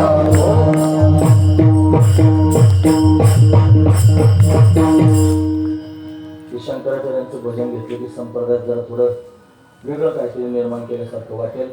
मला काही वेगळं निर्माण करायची इच्छा नाही. मला आहे तेच फक्त लोकांच्या समोर प्रगट करायची इच्छा आहे. शंकराचार्य म्हणजे वारकरी संप्रदायातल्या तत्वज्ञानाची अस्मिता आहे. पण शंकर मताचे जे ग्रंथ आहेत तेच आपण अभ्यासतो. जोग महाराज शिक्षण संस्थेमध्ये स्वानंद सुखनिवासी जोग महाराजांनी जी रचना करून ठेवली त्याच्यामध्ये अभ्यासक्रमातले ग्रंथ आहेत. त्याच्यात विचारसागर आहे, त्याच्यामध्ये पंचदशी आहे. विचारसागर पंचदशी ग्रंथ शंकर मताचे ग्रंथ आहेत. म्हणून शंकराचार्य आपल्या संप्रदायातला भेटतो म्हणून आपला संप्रदाय ज्ञानोबरापासून सुरू झाला. म्हणजे तिथून पुढे सुरू झाला म्हणजे काय तेवढाच आहे का? नाही. आपला संप्रदाय म्हणजे काय भांडवळ थोडंच आहे. भांडवळ म्हणजे एका झाडावर उगवलं दुसरं झाड असं नाही. भांडवळ आपल्या संप्रदाय तर अनादी आहे. गुरुजी म्हणायचे संप्रदाय हा अनादी असावा. संप्रदाय हा त्यांनी देव मान्य, शास्त्र मान्य, संत मान्य असावा. संप्रदाय सबल असावा. पण वारकरी संप्रदाय हा अनादी संप्रदाय आहे. याच्यातले पहिले संत आहेत संकाधिक संत. म्हणून संकाधिकांपासून ही परंपरा सुरू. तुम्ही संकाधिक संत मग ज्ञानोबरांपासून जर सुरू झाला असतं तर संकाधिकांचे नाव कशाला घेतले असते? म्हणजे हा संप्रदाय ज्ञानोबरांनी फक्त प्रकाशात आणला, सगळ्यांच्या समोर मांडला सुलभ मार्ग म्हणून. पण तो जुना संप्रदाय त्यांनी वेदमार्गी म्हणून गेले, त्याच मार्गी चाललो. मग ते म्हणले त्यांनी तैसा व्यासांचा मागोवा घेतो आणि भाष्यकाराची वाट बसतो. शंकराचार्य त्यांचा त्यांनी विचार ज्ञात महाराज त्यांनी स्पष्ट शब्दात म्हणले, वंदू आचार्य शंकरू जो ग्रंथार्थ विवेक चतुरू जो सांडोनी कल्प कर्मठतीचा विचारू प्रबोधन करू प्रगटला. तुकोबाराने सुद्धा स्पष्ट निर्देश केला. म्हणजे तुका केली प्रणिपात दंडवत आचार्य म्हणून शंकराचार्यांची वंदन केली. दुसरी कोण आचार्य? तुकोबाराय कोणाला वंदन करते? तुकोबारायांचं मत आणि शंकराचार्यांचं मत एकच आहे. मला ते म्हणजे रज्जू सारखा काल वाचले जगदंबर. शंकराचार्य पण तेच सांगितलं, ब्रह्म सत्यम जगन मिथ्या जीव ब्रह्मैव नापरः. म्हणून शंकराचार्यांचंच मत आहे. म्हणून सदा म्हणून नारायण समारंभात शंकराचार्य मध्यमाम अस्मदाचार्य पर्यंत वंदे गुरु परंपरा. म्हणून शंकराचार्य आपल्या संप्रदायातले अभिन्न अंग आहेत. म्हणून त्यांचं काहीतरी चिंतन घडावं असा विचार केला. असा जन्म वायाला घालण्यापेक्षा जर एखादं चांगलं काम केलं तर काय बिघडलं. म्हणून शंकराचार्यांचं वर्णन करून सांगतो. तुमचे 2 मिनिटं त्याच्याकरताच घेतली, तुम्हाला कळावं. मग तुम्ही हात मारले की मी तुमच्या समोर येतोच नक्की. बघा विलास भाऊला तुम्ही विचारा, ते कधी पण संपर्क करू देत. दुसऱ्या लोकांना आम्ही समजून सांगून गोडाताण करून तुमची तारीख कधीच टाळत नाही महाराज. माझी विनंती सगळ्या लोकांच्या समोर एकच आहे की वैशाख शुद्ध पंचमी शंकराचार्यांची जयंती आहे आणि त्यावेळेला संत पंढरीमध्ये शंकराचार्यांची वारी भरते. स्वामीजींचं आमचं असं म्हणणं होतं की त्यांनी जशी ज्ञानोबा तुकोबारायांची वारी भरते तशी शंकराचार्यांची वारी भरावी. मग ती वारी वैशाख शुद्ध पंचमी तिथं भरते. सगळे वारकरी येतात. या वर्षी 105 गावचे लोक दिंड्या घेऊन आले होते. किती लोक आले होते? भरपूर आले. आपण सगळ्यांनी सुद्धा त्या तारखेला संत पंढरीची वारी करण्याकरिता यावं. माझी विनंती आहे तुम्हाला सगळ्या लोकांना. हा महत्वाचा विचार आहे. आणि दुसरा माझा प्रस्ताव असा आहे, तुम्ही मान्य करा नाही तर नका करू. मी दरवर्षी आलो की हे सांगत राहणार आहे. माझं म्हणणं असं आहे की जशी ज्ञानोबा तुकोबारायांची वारी भरते तशी बाबाजी चैतन्य महाराजांची सुद्धा वारी भरावी. मग ती कधी भरवा तुम्ही त्यांनी महाराज बाबाजी चैतन्य महाराजांच्या पुण्यतिथीला भरवा. नाहीतर आज हा त्यांनी पर्व काळ, या पर्व काळाला सगळ्या लोकांना दिंड्या घेऊन बोलवा, कधी बोलवा. पण तुम्ही भाग्यवान आहात. सगळे लोक लक्षात ठेवा, तुमची पंचकृषी फार भाग्यवान आहे. आणि तुकोबारायांच्या क्षेत्रात जन्माला लोक भाग्यवान आहेत, पण त्यांच्यापेक्षा जास्त तुम्ही भाग्यवान आहात. तर तुकोबारायांच्या गुरूंच्या क्षेत्रात तुमचा जन्म झाला. या पंचकृषीत तुम्ही जन्माला आलात. मग तुम्ही त्यांनी मला ते पथ्य पाळलं पाहिजे. मनाला समजून सांगितलं पाहिजे की बाबा आपण कृतज्ञता म्हणून तरी बाबाजी चैतन्य महाराजांची वारी करावी.